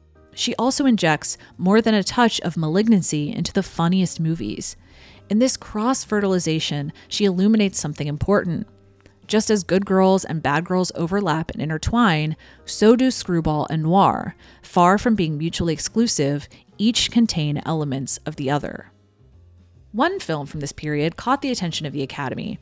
In 1948's Sorry, Wrong Number, Stanwyck plays Leona Stevenson, a bedridden woman anxiously waiting for her husband to return home from work. She calls his office to see when he might be back, but the wires get crossed and she overhears two men plotting a murder. As she investigates the whereabouts of her husband, she begins to realize the men she heard are planning to murder her. The most common adjective used to describe this performance is probably hysterical. Not in the hee-hee-ha-ha way, in the hysteria way. And I absolutely cannot argue against that. She is freaking out for most of this film. I would argue, though, that's what actually makes this performance so interesting. Stanwyck tells us exactly who Leona is at the beginning of the film, with small gestures indicating her impatience and haughtiness. She overshares, barely pausing between sentences. He should have been home hours ago. I can't think what's keeping him or why that ridiculous wire should be busy. They always close that office at 6 o'clock. After she hears the murderers plotting, she relays the story to the operator, rolling her eyes or dismissively shrugging her shoulders. Well, of course they've stopped talking to each other by now. It was just a short call. They weren't exactly gossiping. She clings to her handkerchief, blotting away sweat and waving it around for expressive effect. Her fuse is short. When the operator politely suggests she call the police, she hangs up in a huff, punching her pillow to comfort herself again. Oh, for heaven's sakes, all this idiotic red tape. You just sit there and let people die. Before ultimately taking the advice. She efficiently shows us that Leona is an entitled busybody, the kind of woman who yells at service workers. Indeed, we learn through flashbacks that she is an heiress, the cough drop queen, who's never been told no in her life and controls everyone around her without a second thought. This is not a woman who is going to suffer in composed silence. Definitely not after she realizes she's living the last hour of her life. Stanwyck earns the hysteria and tempers it wonderfully as fatigue and fear take hold. There is a world where she underplays this role the same way she does in many other noirish thrillers. Maybe the easiest comparison is 1947's The Two Mrs. Carrolls, which similarly revolves around the gradual realization that her husband is plotting her death. Lots of movies about men wanting to kill their wives in the late 40s. Let's think on that as a society. Her character is also a rich woman, but she is neither entitled nor especially excitable. So Stanwyck plays everything beneath the surface. She holds the tension of her discovery internally, unlike Leona, who wears her fear on her sleeve. What fascinates me is that Sorry Wrong Number allows Leona to be exhausting. She's not the perfect victim. And complicating the audience's feelings about her paints a far less black and white dynamic than what occurs in The Two Mrs. Carrolls or even something like Gaslight. Yet again, Stanwyck produced distinct perceptive character work, and the Academy awarded her with her 4th Best Actress Oscar nomination alongside Ingrid Bergman in Joan of Arc, Olivia de Havilland in The Snake Pit, Irene Dunne in I Remember Mama, and the eventual winner Jane Wyman in Johnny Belinda. Jane Wyman had a slow rise to stardom through B Pictures, up to supporting roles in major releases, to finally receiving critical attention in Billy Wilder's The Lost Weekend, a part he wanted Stanwyck to play, by the way. In Johnny Belinda, she plays a deaf woman who is violently raped, impregnated by her rapist, then kills him when he returns to claim the child. While her performance has since received criticism for its lack of authenticity from disability advocates, in 1947, it was considered a daring performance of a shocking premise. Not even Stanwyck believed she'd win. Sorry Wrong Number made Stanwyck's 4th loss in 4 nominations, and she began to sense that she would always be a bridesmaid, never the bride. She was right. This nomination would be her last. Sure, I regret that, she later said. Anyone who says he doesn't care about winning an Oscar is a liar. I made 4 unnecessary trips to those dinners, and I would have adored winning, but somebody always was better. It is, in my opinion, one of the Academy's great 20th century blunders that Barbara Stanwyck never won a competitive Oscar. For transparency's sake, if it were up to me, she would have won 3, Ladies of Leisure, Stella Dallas, and Double Indemnity. We can never really be sure why this happened, but as I've tried to show, I'd argue it's a blend of bad timing, freelancing, stiff competition, taste, and probably Stanwyck herself. In 1952, journalist Frank Nugent described her bad luck with the Academy in Collier's magazine, theorizing that her somewhat reclusive nature complicated her odds. While many things enter into the Oscar races, frequently the vote is as much a tribute to a player's personal popularity as it is to acting ability, he wrote. And Stanwyck, although idolized by her crews, most of whom have no vote, and respected by the majority of those who have worked closely with her, has no talent for wide and easy friendships. In other words, she didn't have the personality of a natural campaigner. She avoided the press and kept her social circle tight and intimate. Another contradiction, a movie star who disdained attention. Perhaps a bigger ego might have insisted on her own adulation. Axel Madsen writes, "She was someone who never pretended to be what she wasn't. She was too much a regular person, too much what studios and producers hoped regular people were like. Everybody accepted her work. No one questioned whether she was good. Incandescence is made by oversized presence, built-in glare, excess, inscrutability, and low cunning, not by being a hardworking pro and a good sport. In that way, she was easy to take for granted. She had been too good, quietly, unflamboyantly, solidly fine, and thus had become invisible." One could always imagine saying "next time" for Barbara Stanwyck, until there was no next time. All this being said, it's pretty ridiculous to measure the worth of a person's career with Academy Awards. Her nominations are primarily worth noting because they conveniently illustrate the astonishing variety of Stanwyck's character work. Consider these performances as a group. The garish, tragic Stella Dallas has none of the suave sexual confidence of Sugarpuss O'Shea, who has none of the chilling stillness of Phyllis Dietrichson, who is the polar opposite of the hyperactive, hysterical Leona Stevenson. These are all completely different women. While there is value in developing a consistent persona as a star and using that persona to inform characters, many of my favorite performances do this, Bette Davis in All About Eve, Katharine Hepburn in Woman of the Year, There is something so undeniably impressive about Stanwyck's relentless and successful pursuit of variety, particularly at a time when the industry did not necessarily encourage it. Few actors of this era who actually won competitive Oscars could boast such a diverse array of roles. And she wasn't done yet.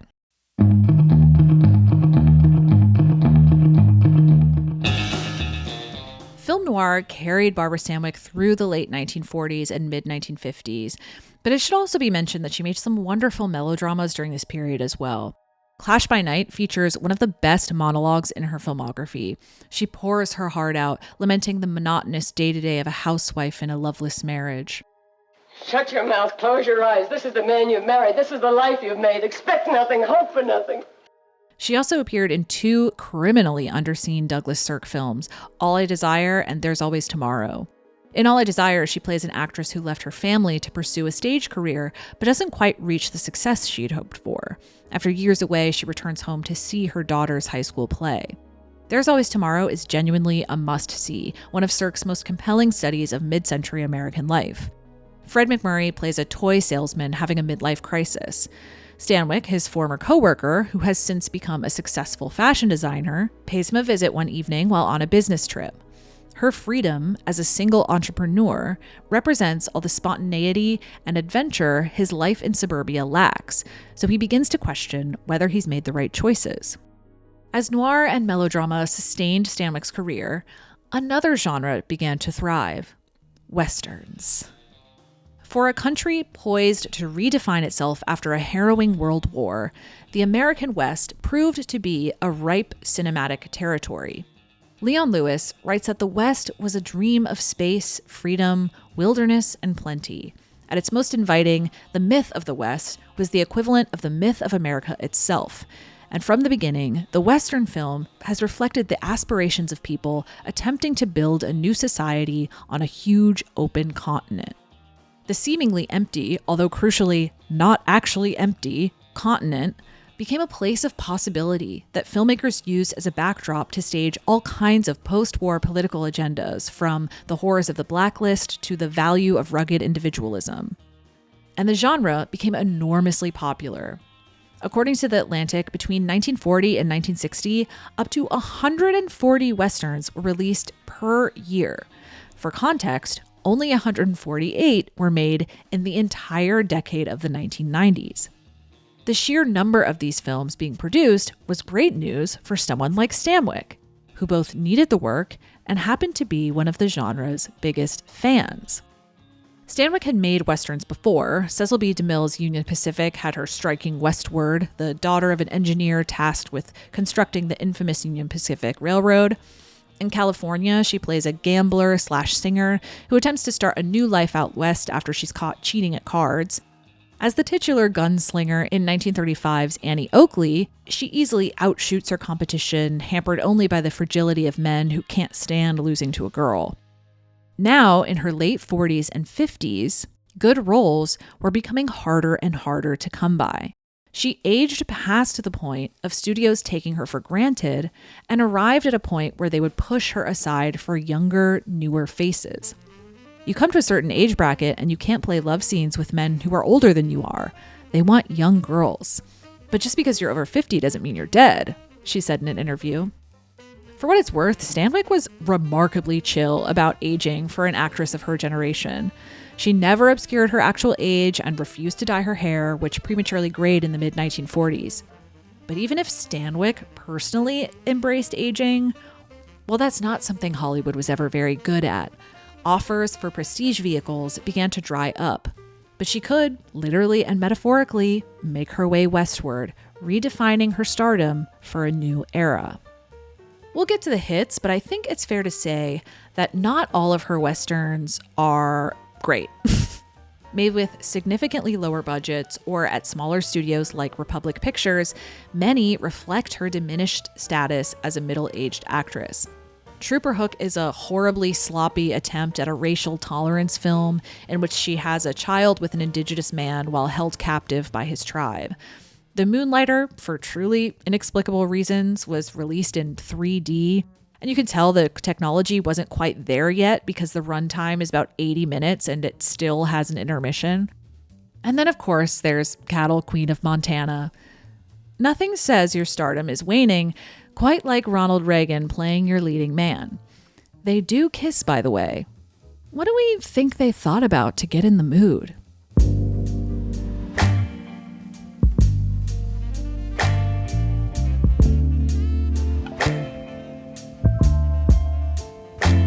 All that being said, these films are still of interest because they clearly demonstrate an evolution in the Stanwyck persona. Let's start here.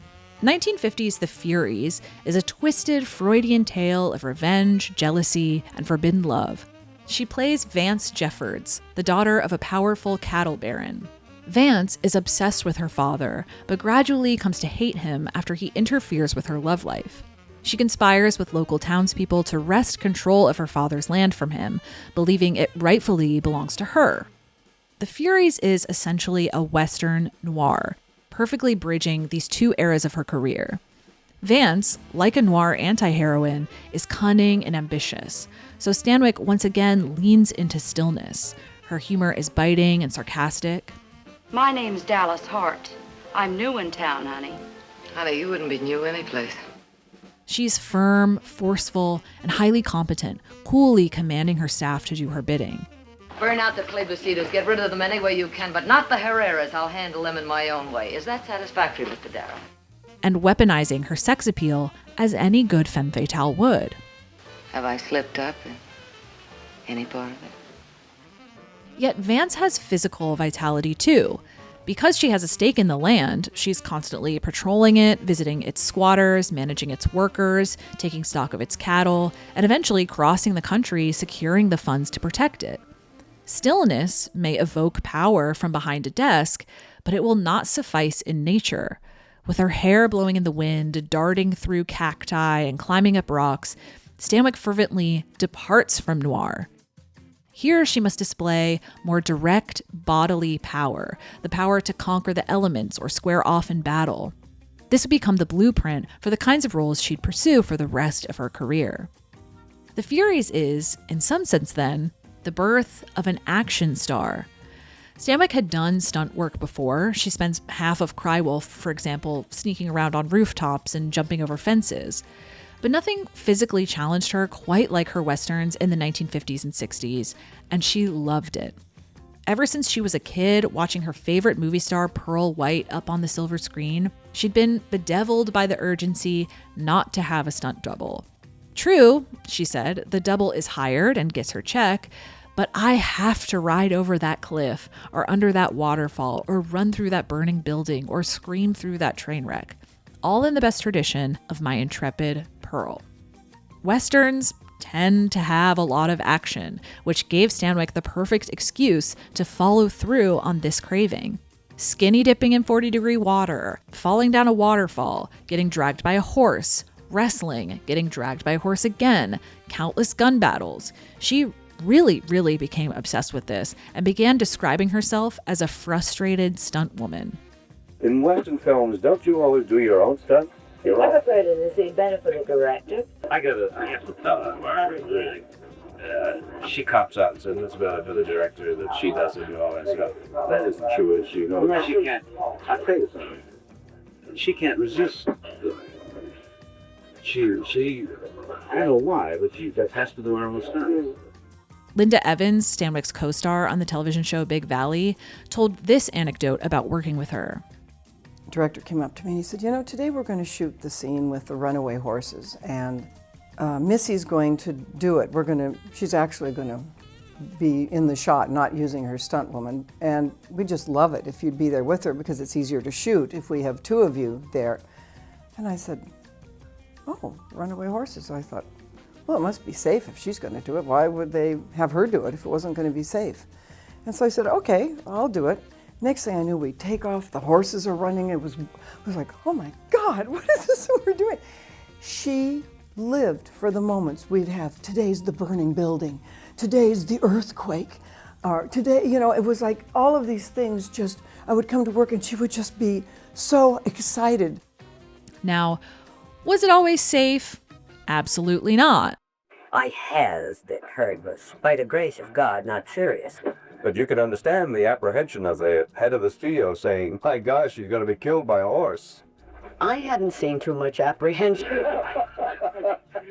Stanwyck was frequently injured. In fact, she was injury prone before she even started doing Westerns. She was nearly paralyzed filming this scene in Frank Capra's Forbidden. Her back injury never fully healed and plagued her for the rest of her life, but that didn't stop her from, well, literally getting back in the saddle. Horses played a key role in Stanwyck's life as a frustrated stunt woman. She loved horses.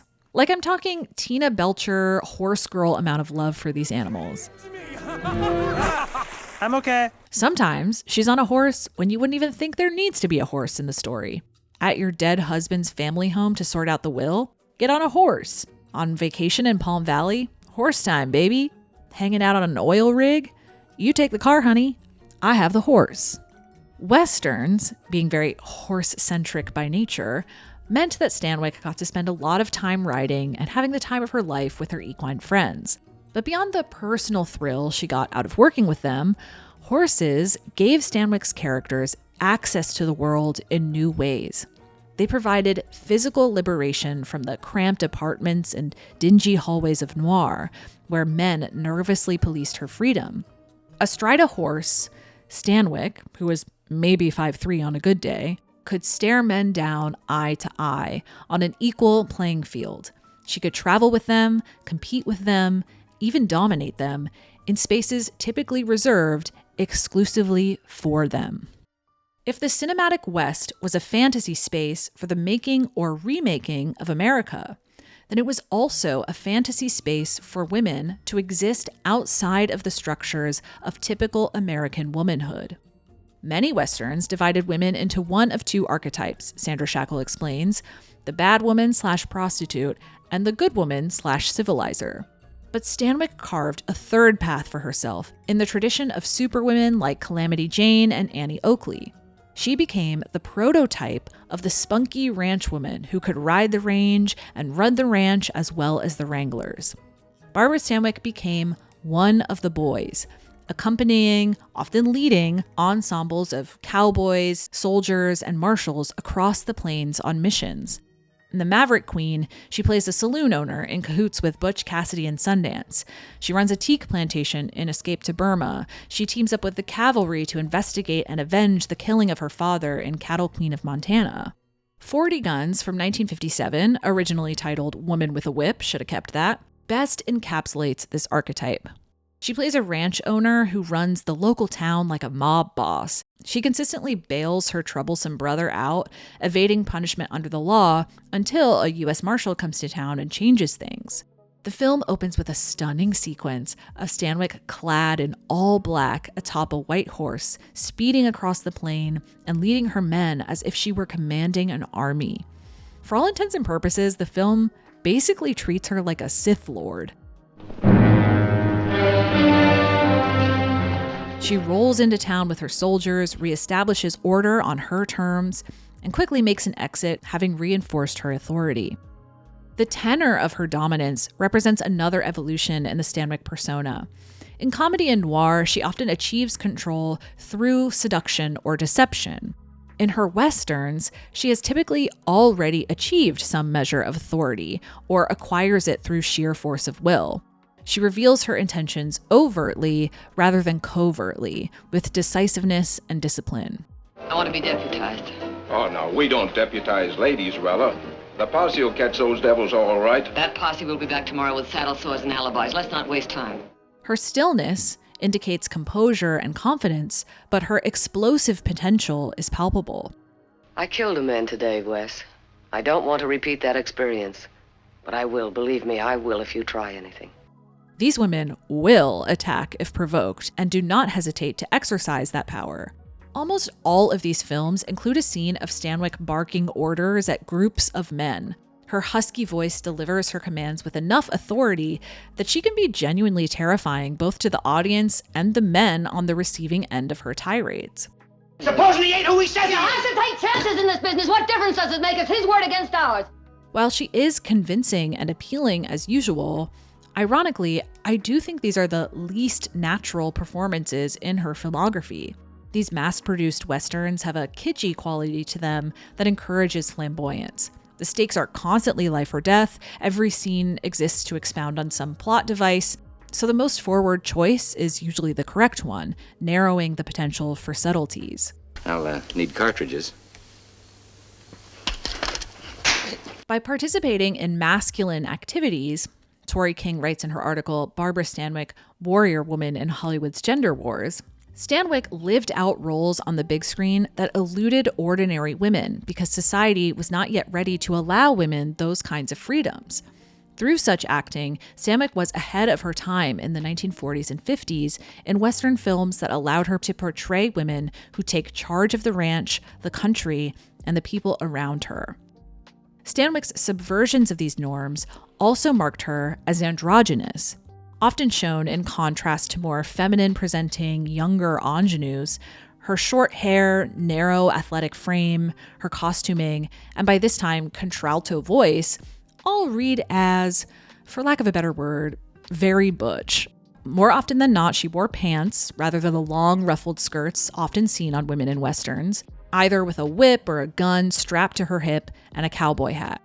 Remember, as silly as it sounds, it was considered revolutionary for Mary Tyler Moore to wear capris on The Dick Van Dyke Show in the early 1960s. Pants still had political power and characterized her as exceptional in some way, able to function and prosper in a man's domain. Stanwyck seemingly understood that these roles constituted an act of gender subversion to some degree.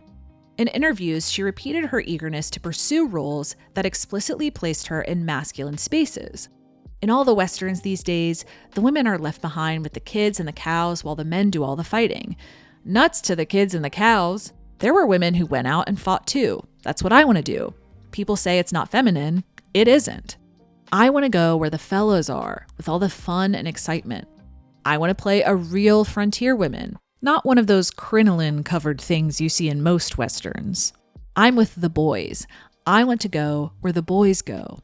I'd like to play a real cowgirl, the kind that rides off into the sunset, leaving the old man at home keeping the kids. Interestingly, many of Stanwyck's westerns voiced similar frustrations. Her characters frequently vent about a woman's place in the world, insisting her capabilities are equal to, or in some cases superior to, the men around her. Many of these rants occurred on television, where melodrama tended to be a little more succinct and blunt than in film.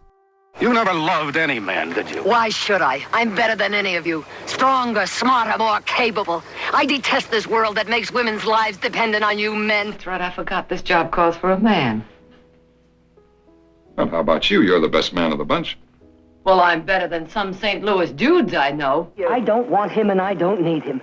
Bessie, when Isaac died, I just didn't see how I could go on alone. I thought I'd always relied on him, but I was wrong. I found out the only strength he had was me. And as far as I'm concerned, that goes for any man. I don't need them and I don't want them now or ever. You're welcome to come along with me, Bessie. Because Stanwyck's characters tend to push in this way, they also tend to receive some of the worst tonal whiplash in cinema. As strong as her characters are, these films hardly have a feminist agenda. She'll be a hardcore badass for 90% of the film, and then at the last second, she gets undermined in the most unbelievable or annoying way. She might get married to temper her ambition. She might even die. Catherine Russell explains that this kind of capitulation is an example of what melodrama critics refer to as containment, an ending that conveniently restores patriarchal order.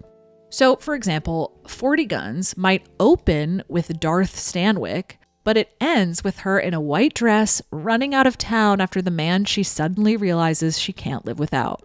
This was not exclusive to her westerns. Films like Cry Wolf and The Gay Sisters end in truly baffling ways, seemingly engineered to meet the conservative requirements of the Hays Code rather than to fulfill any narrative logic. Still, as hard as these films work to undermine her strength and put her in her place, the understanding of Barbara Stanwyck as a woman who capitulates never quite sticks. You will still leave 40 Guns imagining her this way because her persona demands it. By the 1950s, audiences were well acquainted with Stanwyck's independence. They knew about her contracts, they knew how much money she made, how she broke every Hollywood commandment. They'd seen her divorce, marry, divorce again, bye Bobby, and thrive on her own. Emily Carmen writes, notably, Stanwyck described her off-screen autonomy from marriage as masculine, which also correlated to her independence from major studios as a freelance artist, who undermined the patriarchal and paternal structure of Hollywood. The actress had no behind-the-scenes man shaping her career, either personally or professionally.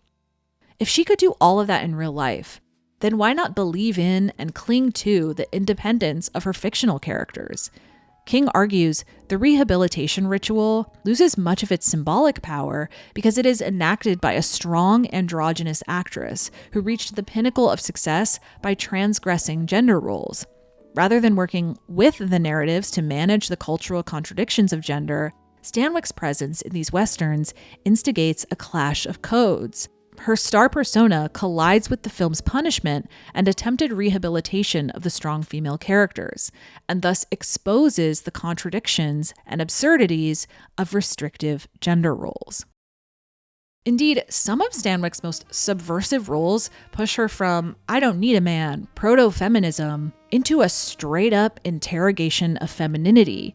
There is an absolutely wild episode from season 7 of Wagon Train that I just want to spend a little time on because it illustrates exactly what I mean.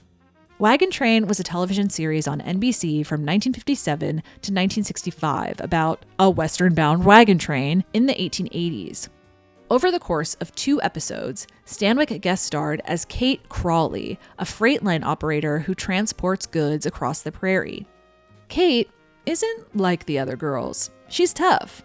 She cracks her whip, downs some beers with the boys at the saloon, she runs a business, she's authoritative, and she dresses like Barbara Stanwyck, which is to say she wears denim pants and a button-down. One of the men, Chris, in the wagon train, falls for Kate, and the other men can't quite believe it. He'd never marry a woman like that. Oh, why not, Duke? What's wrong with her?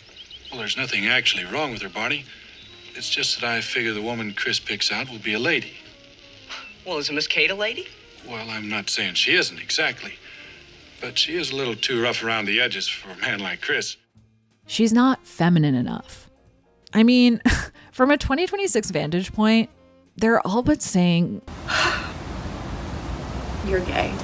The other women in the wagon train feel the same way and abuse her behind her back. But I just don't understand what that nice Mr. Hale could possibly see in that goose in Gander's clothing. She is nothing but a vulgar insult to womanhood. A vulgar insult to womanhood. It's not as if Chris doesn't realize that Kate is different. He confronts her about it directly, asking her incredible questions like, Why would you rather shoe a horse than cook an egg? Didn't running a freight line never strike you as a job for a man? Oh, Chris, I couldn't be beautiful if I tried. The puzzler is, why do you try so hard not to be? The men try everything to break up Kate and Chris. They even plan a dance and tell everyone that it's a very fancy event and they should all wear their nicest clothes. Everyone except Kate, so that when Chris sees tomboy Kate in her denim next to regular feminine women all dressed up, he'll realize that she's not a suitable match. Chris recognizes the group's scheme and proposes to Kate anyway, which causes a mini gender crisis in Kate, who cannot imagine herself playing a traditional feminine role. I never believed I could hold a man's love, not the way other women do.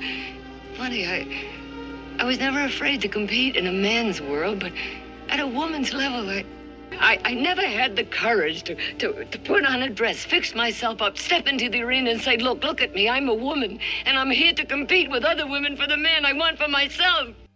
Kate eventually makes a genuine effort to conform to standard femininity prior to the wedding.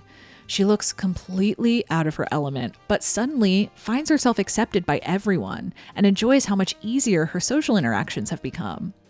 She can't hide her true nature for long, however. Kate freaks out about some stolen horses in the middle of their wedding and pulls out her whip to try to steal them back, completely derailing the ceremony and confirming that though she may have changed her clothes, she's still the same old Kate underneath. Obviously, the marriage is off. Shockingly, though, the episode at least leaves her with enough dignity to reassert her identity. Why, Kate? Why couldn't you let me handle it? Why couldn't you have been a lady for just 10 more minutes?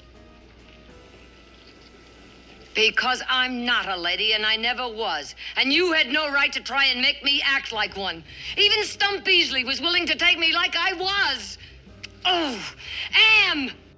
This episode isn't just a woman in a man's world. It's a woman fundamentally grading against what society has determined a woman should look and sound like, how she should move and dress, and how she might be ostracized if she makes choices outside of those boundaries. Undoubtedly, this episode and many of her other appearances in the Western genre opened her persona up to queer readings. Stanwyck did play a lesbian once, sort of. In 1962's Walk on the Wild Side, she plays the madam of a New Orleans brothel who's obsessed with one of her girls and fights to possess her when she falls in love with a man. Well, because it was 1962, they basically talk around this relationship, never naming anything explicitly and showing virtually no physical contact between them. Here's my review. Not gay enough. This is largely the product of censorship. Hayes Office records show several rounds of communication in which her character is stripped of anything that might have seemed a little too gay. The fact that pants, for example, would have been considered too much for this role certainly adds legitimacy to the queer readings of her Western roles, because clearly people were making that leap in their heads. There are rumors and suspicions about Stanwyck's own queerness, which I have my own opinions about, but as Russell argues, regardless of whatever Stanwyck was actually doing in her spare time, the roles she took provided a space for lesbian fantasy, and queer women responded to them in real time. She writes, for lesbians looking for such images, she continues to provide them in her archival presence. For all viewers, she provides evidence that such images of alternative modes of womanhood existed within the terms of Hollywood culture. As Patricia White has argued, the appeal to women viewers in the studio era, through vehicles such as the women's film, and through stars like Stanwyck, whom viewers felt attached to, contributed to the social construction of what we recognize today as lesbian identity. Although Stanwyck did not have the freedom to be as choosy as she had been earlier in her career, the fact that she continued to accept roles like this signals something about her taste. I find it impossible to believe that she would not be thinking about gender politics to some degree, whether she understood that's what she was doing or not. Given that she was a conservative, I highly, highly doubt that Stanwyck would have supported the women's movement or, God forbid, considered herself a feminist. But she was too smart not to notice that women were treated like shit, or at the very least, that actresses of her generation were treated differently than their male peers. This conversation would come up a lot in her next venture, television.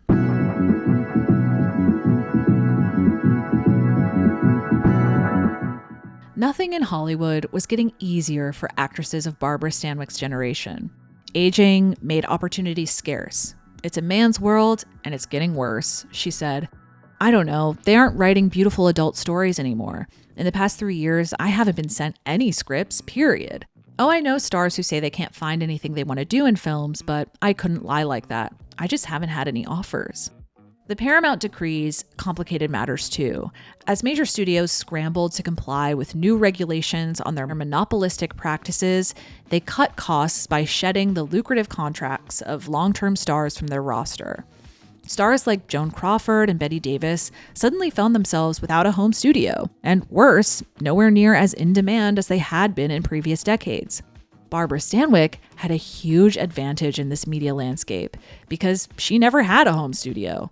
She already knew how to handle herself in a freelance environment and had managed her own PR for decades, unlike many women whose images were created for them by the studio system's industrial machinery. A new option presented itself, however, that proved much more receptive to these stars than the movies. Mary Desjardins argues in her book, Recycled Stars, Female Film Stardom in the Age of Television and Video, that the television industry had a vested interest in recycling formerly popular stars as the medium surged in popularity in the 1950s. These actresses helped legitimize the medium and would attract, they assumed, female viewers eager to revisit their favorites in a new context. While some actresses hesitated to join the new medium, fearing it would diminish their status as movie stars, Stanwyck held no such pretensions. Or as she put it, "I'm not that artistically sensitive." She had standards, to be sure, but if roles in movies were getting worse or disappearing altogether, then maybe television could offer her something better. After all, the priority for Barbara Work is My Hobby Stanwyck was employment. Stanwyck began appearing on television in the mid-1950s, guest starring on various anthologies like General Electric Theater and Ford Television Theater, as well as series like The Untouchables and Rawhide. I wasn't able to track down everything she did during this time, but the few that I was able to see had some impressive stuff in there. There's an episode of The Dick Powell Show where an investigator disguises himself as a bartender in order to covertly interrogate her about an affair. She gets increasingly drunk over the course of their conversation, and although it's a brief appearance, it's top-tier drunk acting, and frankly an excellent audition to play Joanne and company. None of your business. That's something I never talk about, and I'm not about to, because I never get that drunk. Not content with mere guest spots, however, Stanwyck began pursuing a television show of her own as early as 1956, and 10 guesses what she wanted to do. "I'm mad about Westerns, and no matter what anyone else tells you, this is all I want to do," she told a newspaper in 1958. Still enamored with and genuinely inspired by the women of the West, she pitched a series based on James D. Horan's book, Desperate Women, which traced the lives of 13 real pioneer women of the Western frontier. These pistol-packin' mamas were right up Stanwyck's alley. They committed espionage as coolly as they sipped their tea, seduced men in high places for their country and their causes, held their liquor, rode like Comanches, dealt stud poker, packed guns, rustled cattle, and played road agent with great efficiency and picturesqueness. And Westerns weren't just popular on the silver screen, they were huge on TV too. Bonanza, Gunsmoke, Rango. So a series like this would seem to marry two promising prospects. One, a highly popular genre, and two, a respected actress with a built-in audience who happened to be very experienced in that genre. Unfortunately for Stanwyck, nobody wanted to buy the series. She said in an interview, "The boys in the flannel suits said they don't see how we could go for 39 episodes. That's silly. I've got enough books on Western lore at home for 100 episodes. Of course, that's bullshit, and their reasons only got dumber from there. There have been many offers, but every time I suggested, and here's a phrase I love, a horse opera, I was told nobody wanted to see a woman star in a Western." NBC came back to Stanwyck with a different offer. What about something like The Loretta Young Show, then in its 7th season? A half-hour anthology series that sold itself primarily on the stardom of its lead actress in a new soap operatic melodrama week to week. Stanwyck needed serious persuading. She did not want to start each episode with a glossy scripted introduction like Young, nor did she want to shill the show's sponsor. That would be a bridge too far, and she hated the idea of representing herself rather than a character on camera. I said to everybody, why follow Loretta Young? She's better at the hostess thing. Nobody would listen to me. Stanwyck nevertheless agreed to do the series, having secured several attractive terms via her contract. Russell writes, Stanwyck was a co-owner of the show through a company called Barwick Productions. As a co-producer, she was able to choose the scripts, had a say in the writing and the casting, as well as the publicity, and was entitled to 51.7% of the profits, had there been any, on top of her salary as hostess and star. So even though she didn't get her Western series yet, Stanwyck ensured contractually that she'd have an authorial influence on the show. She still wanted to have adventures like the boys, and Barbara's point prevailed with the producers of her new NBC series. They're seeing to it, regardless of the role, she misses none of the fun and excitement. So the Barbara Stanwyck Show premiered on September 19th, 1960. Every Monday night at 10, bad time slot by the way, she emerged from the dark to announce the plot of the episode. Did you ever wear handcuffs? I do tonight. And thank the show's sponsors. But first, a word from Tresemme. I couldn't stand it, she said later in an interview. Posing in the doorway in some overly formal evening gown was ridiculous for me. Virtually everyone who writes about this show knows that she hated this and describes the opening as stiff and awkward. I personally don't think they're that bad. I don't really know what people expect from her in this situation. This is far less ridiculous to me than Loretta Young twirling through a door frame, but what do I know? Of course, Stanwyck cared most about the contents of the episodes, and no, she does not miss out on the fun and excitement.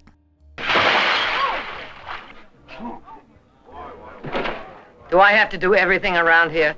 Certain trends definitely give insight into Stanwyck's influence on the scripts. For instance, the only recurring character in the entire series lives in Hong Kong and is constantly pitted against Red China. Well, that's behind the bamboo curtain. Oh, yes, and the rascal will probably end the rest of his days in a red prison. I can tell this was made by a conservative. Most of her characters riff on her capable woman in charge persona. She's running an oil company, she's a lawyer, an executive, an atomic scientist.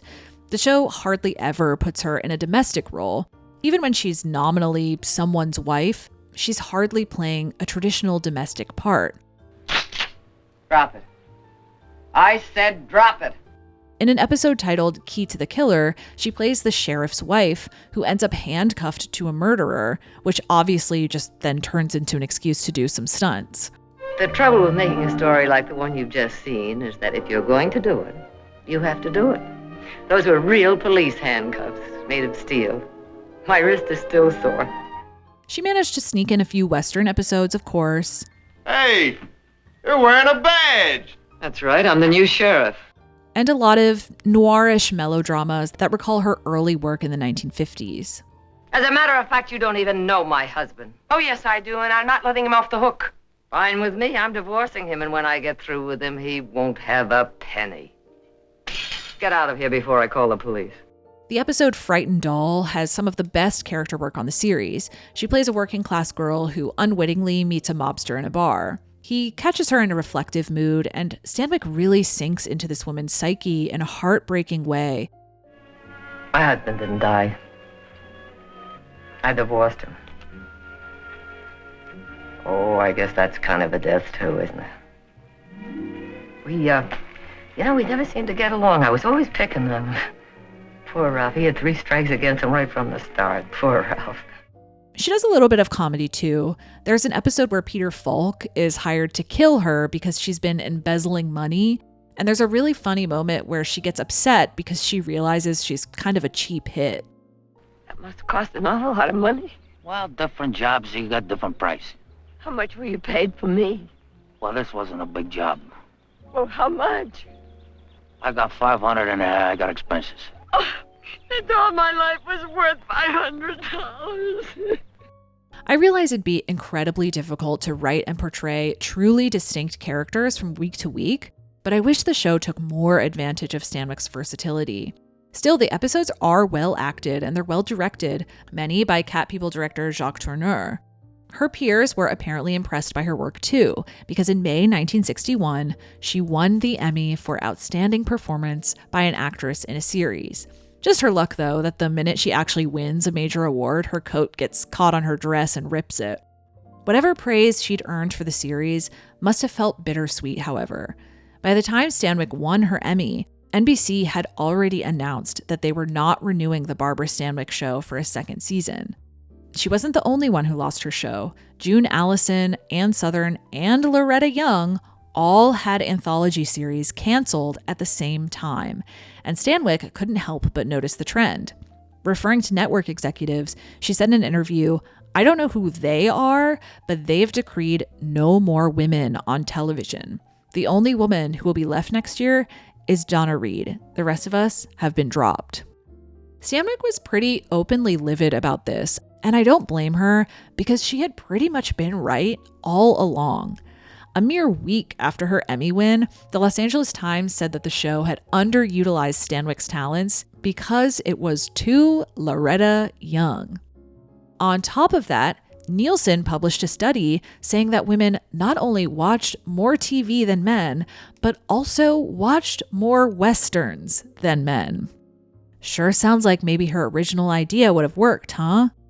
And yet, the networks still dragged their feet in agreeing to make a Western series starring a woman. As I understand it, they want action and have a theory that women don't do action, she said.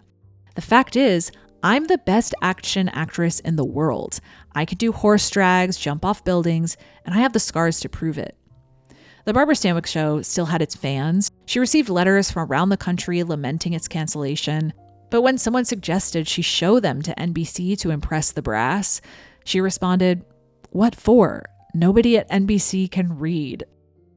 Now, the timing is interesting here because the Barbara Stanwyck show ended almost exactly a year before Whatever Happened to Baby Jane came out. That film's success prompted a million knockoffs, revitalizing the hagsploitation genre and opening a new door for actresses of a certain age overnight. The timing would seem convenient.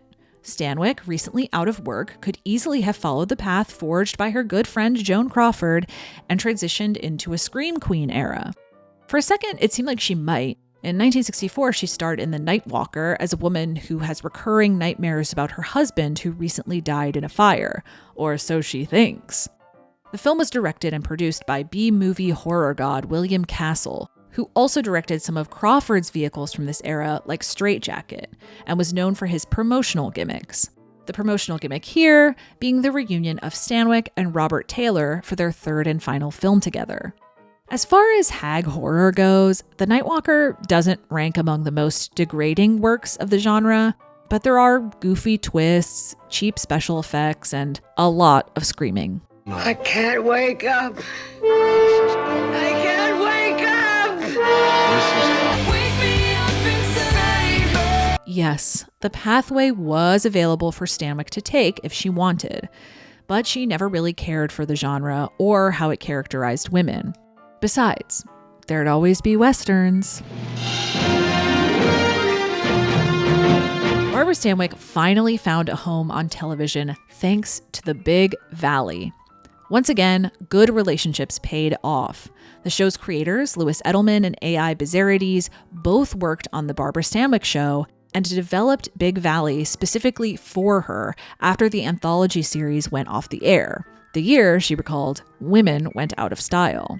She waited 4 years for Big Valley to get off the ground, but it was well worth the wait. Edelman and Bizzarides knew the kind of woman Stanwyck wanted to play and tailored her character to her taste. The show follows the Barkleys, a wealthy ranch-owning family in 19th century Stockton, California. She plays Victoria, the matriarch of the Barkley clan. I'm not going to dwell on Big Valley too much because her characterization has a lot of overlap with the previous section, and also because, guys, I'm going to be so vulnerable with you. Getting through Big Valley was a slog for me. If it's 1965, my ass is plopped in front of Bewitched or I Dream of Jeannie, okay? This is not my genre. All love to Stanny. I do have to respect how the show just kind of did whatever, though. Like, why are you, as a 60-year-old wealthy ranch owner, going undercover to investigate the conditions of a women's prison? And why do we have to hear this accent again while you do it?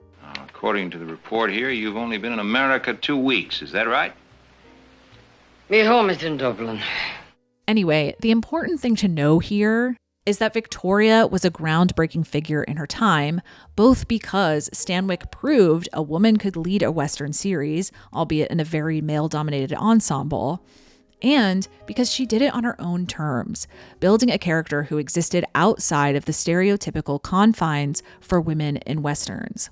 Shackle points out, Big Valley was the first and only adult Western featuring a woman who went beyond the limited roles of saloon singer, prostitute, spunky ranch woman, pioneer wife, or some other variation of the good woman, bad woman dichotomy. Victoria is strong-willed, intelligent, principled, and much like Stanwyck's Western characters in film, unafraid of conflict. "I don't sit in the parlor and straighten out people's lives while pouring tea," she proudly declared in interviews about the series. She's exaggerating a little here. A majority of her scenes take place in the Barkley home. But Victoria is extraordinarily active, especially for a woman in her 60s. Uniformed in a cropped leather jacket and a black cowboy hat, she is often as involved in the show's adventures as her sons. She's constantly in a shootout or on a horse or getting captured or tracking down outlaws or conducting a rescue mission, all while playing loving mother and confidant to her children. Now, obviously, Barbara Stanwyck wasn't doing Tom Cruise level borderline suicidal stunts, and doubles were used where necessary. But the list of female stars in the 1960s, much less middle-aged ones, doing work like this isn't very long. Her performances in Westerns and the enthusiastic coverage of her passion for stunt work helped move the needle forward for women in action, prefiguring heroes like Ellen Ripley and Lara Croft.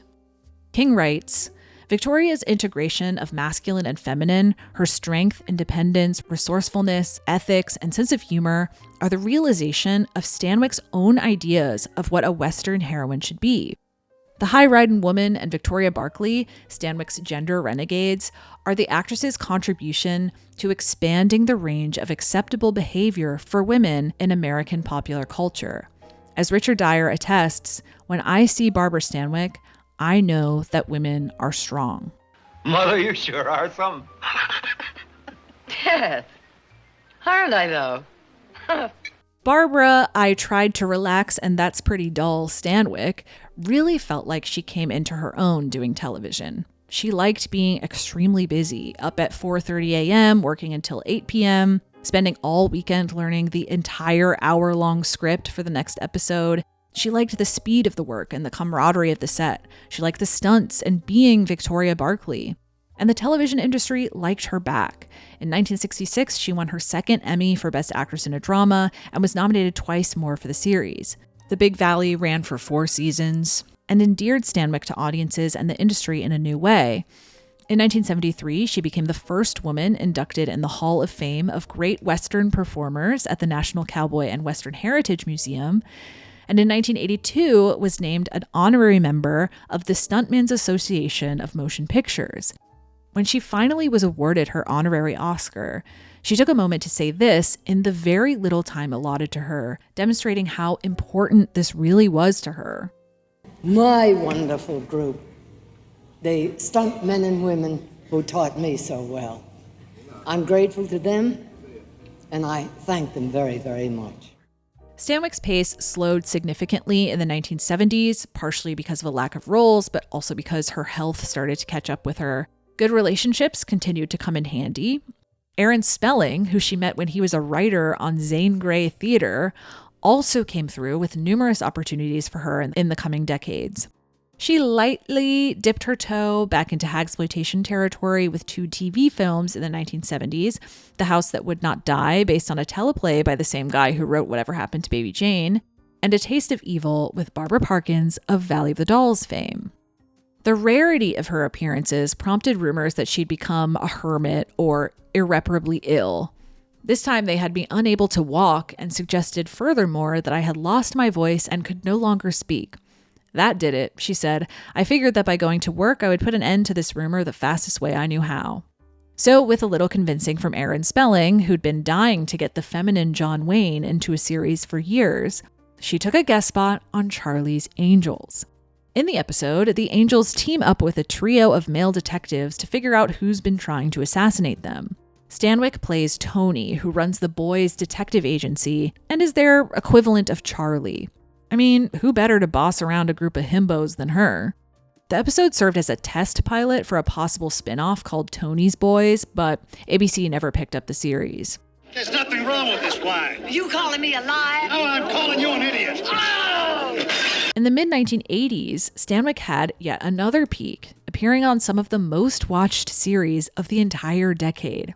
In 1983, she took a role on The Thornbirds, a miniseries about a family in the Australian outback and their priest's forbidden love, aka grooming, of a young woman. She plays, and you'll never see this coming, a wealthy rancher named Mary Carson who is trying to decide who will take over her beloved ranch when she dies.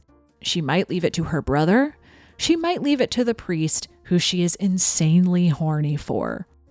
Mary kind of synthesizes everything Barbara Stanwyck does into one character. Of course, there's the competent rancher woman gliding across the outback on her horse, but though she shares surface-level matriarchal qualities with Victoria Barkley, Mary is much more like Phyllis Dietrichson or Vance Jeffords than Victoria. She's devious and domineering, relishing the power her money gives her and using it to deceive and manipulate. No, as long as I am alive, Drogheda is mine, and only mine.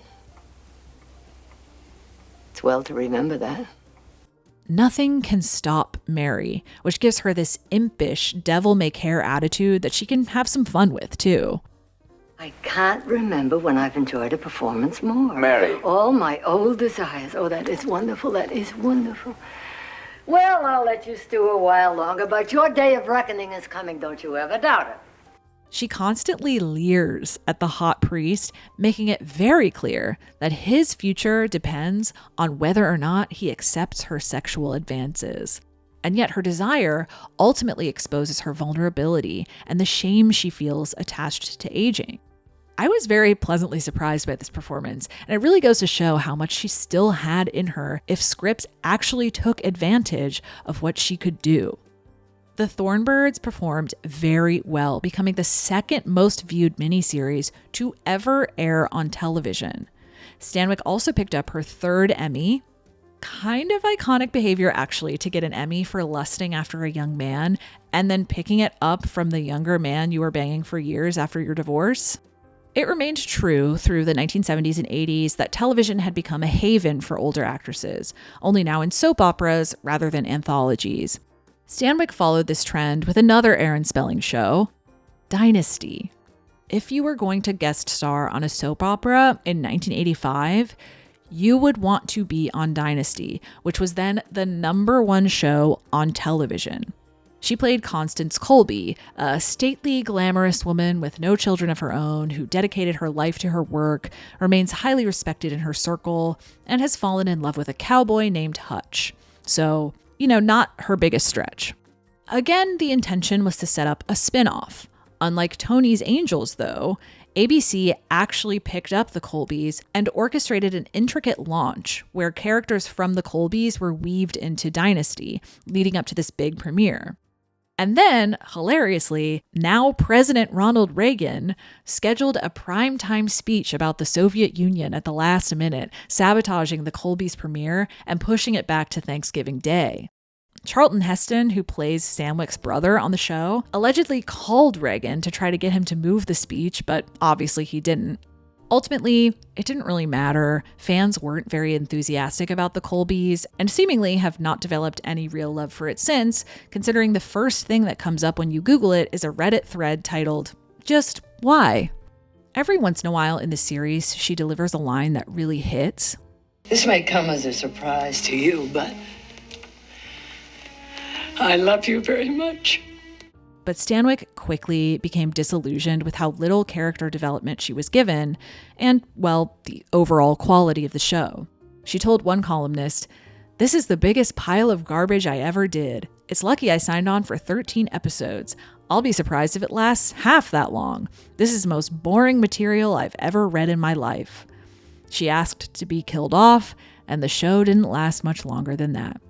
The press got a little nasty about her open negativity about this show, but at this point, her reputation was solid enough that hits like this didn't do too much. Throughout the late 1980s, virtually every film institution in the United States honored Barbara Stanwyck with a Career Achievement Award. People then were just as flabbergasted by how overlooked she had been in her peak years as you might be now, and viewed her honorary Oscar as correcting a glaring error of omission by the Academy. Finally, after decades, they took the chance to properly celebrate and express gratitude for her impressive body of work. These career awards also served to consecrate her legacy in a way that Stanwyck was never inclined to do for herself. Stanwyck has been conspicuously lax in the legend-building department, Stephen Harvey wrote in Film Comment in 1981. On her own, Stanwyck has spent the better part of half a century ignoring every rule in the motion picture arts and sciences canon. Her prestige has paid the price. Stanwyck lacked the ego and eccentricities that keep icons top of mind, which made her more obscure than many of her peers, and indeed continues to make her relatively inaccessible today. She was intensely private, so interviews were rare. She sometimes ensured in her contracts that she wouldn't even have to do them. She was also petrified of public appearances, so you wouldn't see her rearranging the furniture on the Dick Cavett show, or coming up with a silly voice on What's My Line, or poking fun at a rival on Johnny Carson. There were no rivals to poke fun at anyway. She had no major feuds to keep the gossip rags interested. She never wrote a myth-making autobiography. She's not a go-to subject of drag. There's no definitive impression of her. If you were going to do an impression of her, what would you even do anyway? Picking just one of her best performances would never seem sufficient. Anthony Lane phrased it best. Stanwyck's greatest strength, her range, was also the reason that she's impossible to tie down and tame. No one genre was beyond her, and no one movie sums her up. Well, if she won't toot her own horn, I'll do it for her. I see Stanwyck like a create a character feature in a video game. She has a little bit of everything, and the cumulative effect elevates her into something thrillingly unique. The bravery of Bette Davis, the androgynous audacity of Katharine Hepburn, the comic timing of Carole Lombard, the stillness of Greta Garbo, the adaptability of Joan Crawford, all of that and so much more. What couldn't she do? And that's kind of the fun of it, right? I had a lot of intrusive casting thoughts while writing this video, each idea completely different from the next. Imagine her squaring off with Larry David and Susie Essman on Curb Your Enthusiasm, just launching insults at each other in their accents. Imagine her as Amy Dunn in Gone Girl. Tell me she wouldn't nail the line. I'm the cunt you married. What about a Stanwyck Furiosa? Or I don't know, if we're in the West, come on, Barbara. There are horses in desert hearts, Barbara. If she were alive today, I'd guess she'd have a similar career to Julianne Moore or Cate Blanchett, but I could also 100% see a late-stage modern Stanwyck playing a cop on TV for like a decade. Enjoying Stanwyck isn't about appreciating the otherworldliness of stardom, devouring all those delicious tabloid anecdotes and the behind-the-scenes details that built a larger-than-life persona. It's about appreciating the work of stardom, its rigor, its complexity, how beautiful the results of that labor can be. She gave so many excellent performances outside of the major milestones I discussed in depth here. The Great Man's Lady, There's Always Tomorrow, Clash by Night, My Reputation, Night Nurse, Meet John Doe, and I hope you'll be inspired to check out a few if there are some you haven't seen yet. Barbara Stanwyck died on January 20th, 1990. A little girl from Brooklyn made her way west to forge her own path in her own way, just like the frontier heroines she admired. True to her nature to the very end, there was no funeral and no grave. Her ashes were scattered in Lone Pine, where she had filmed many projects over the years. Now at rest in its dusty trails and rocky peaks, she belongs to no one but the West she so loved, contained by nothing, still as ungraspable as the wind.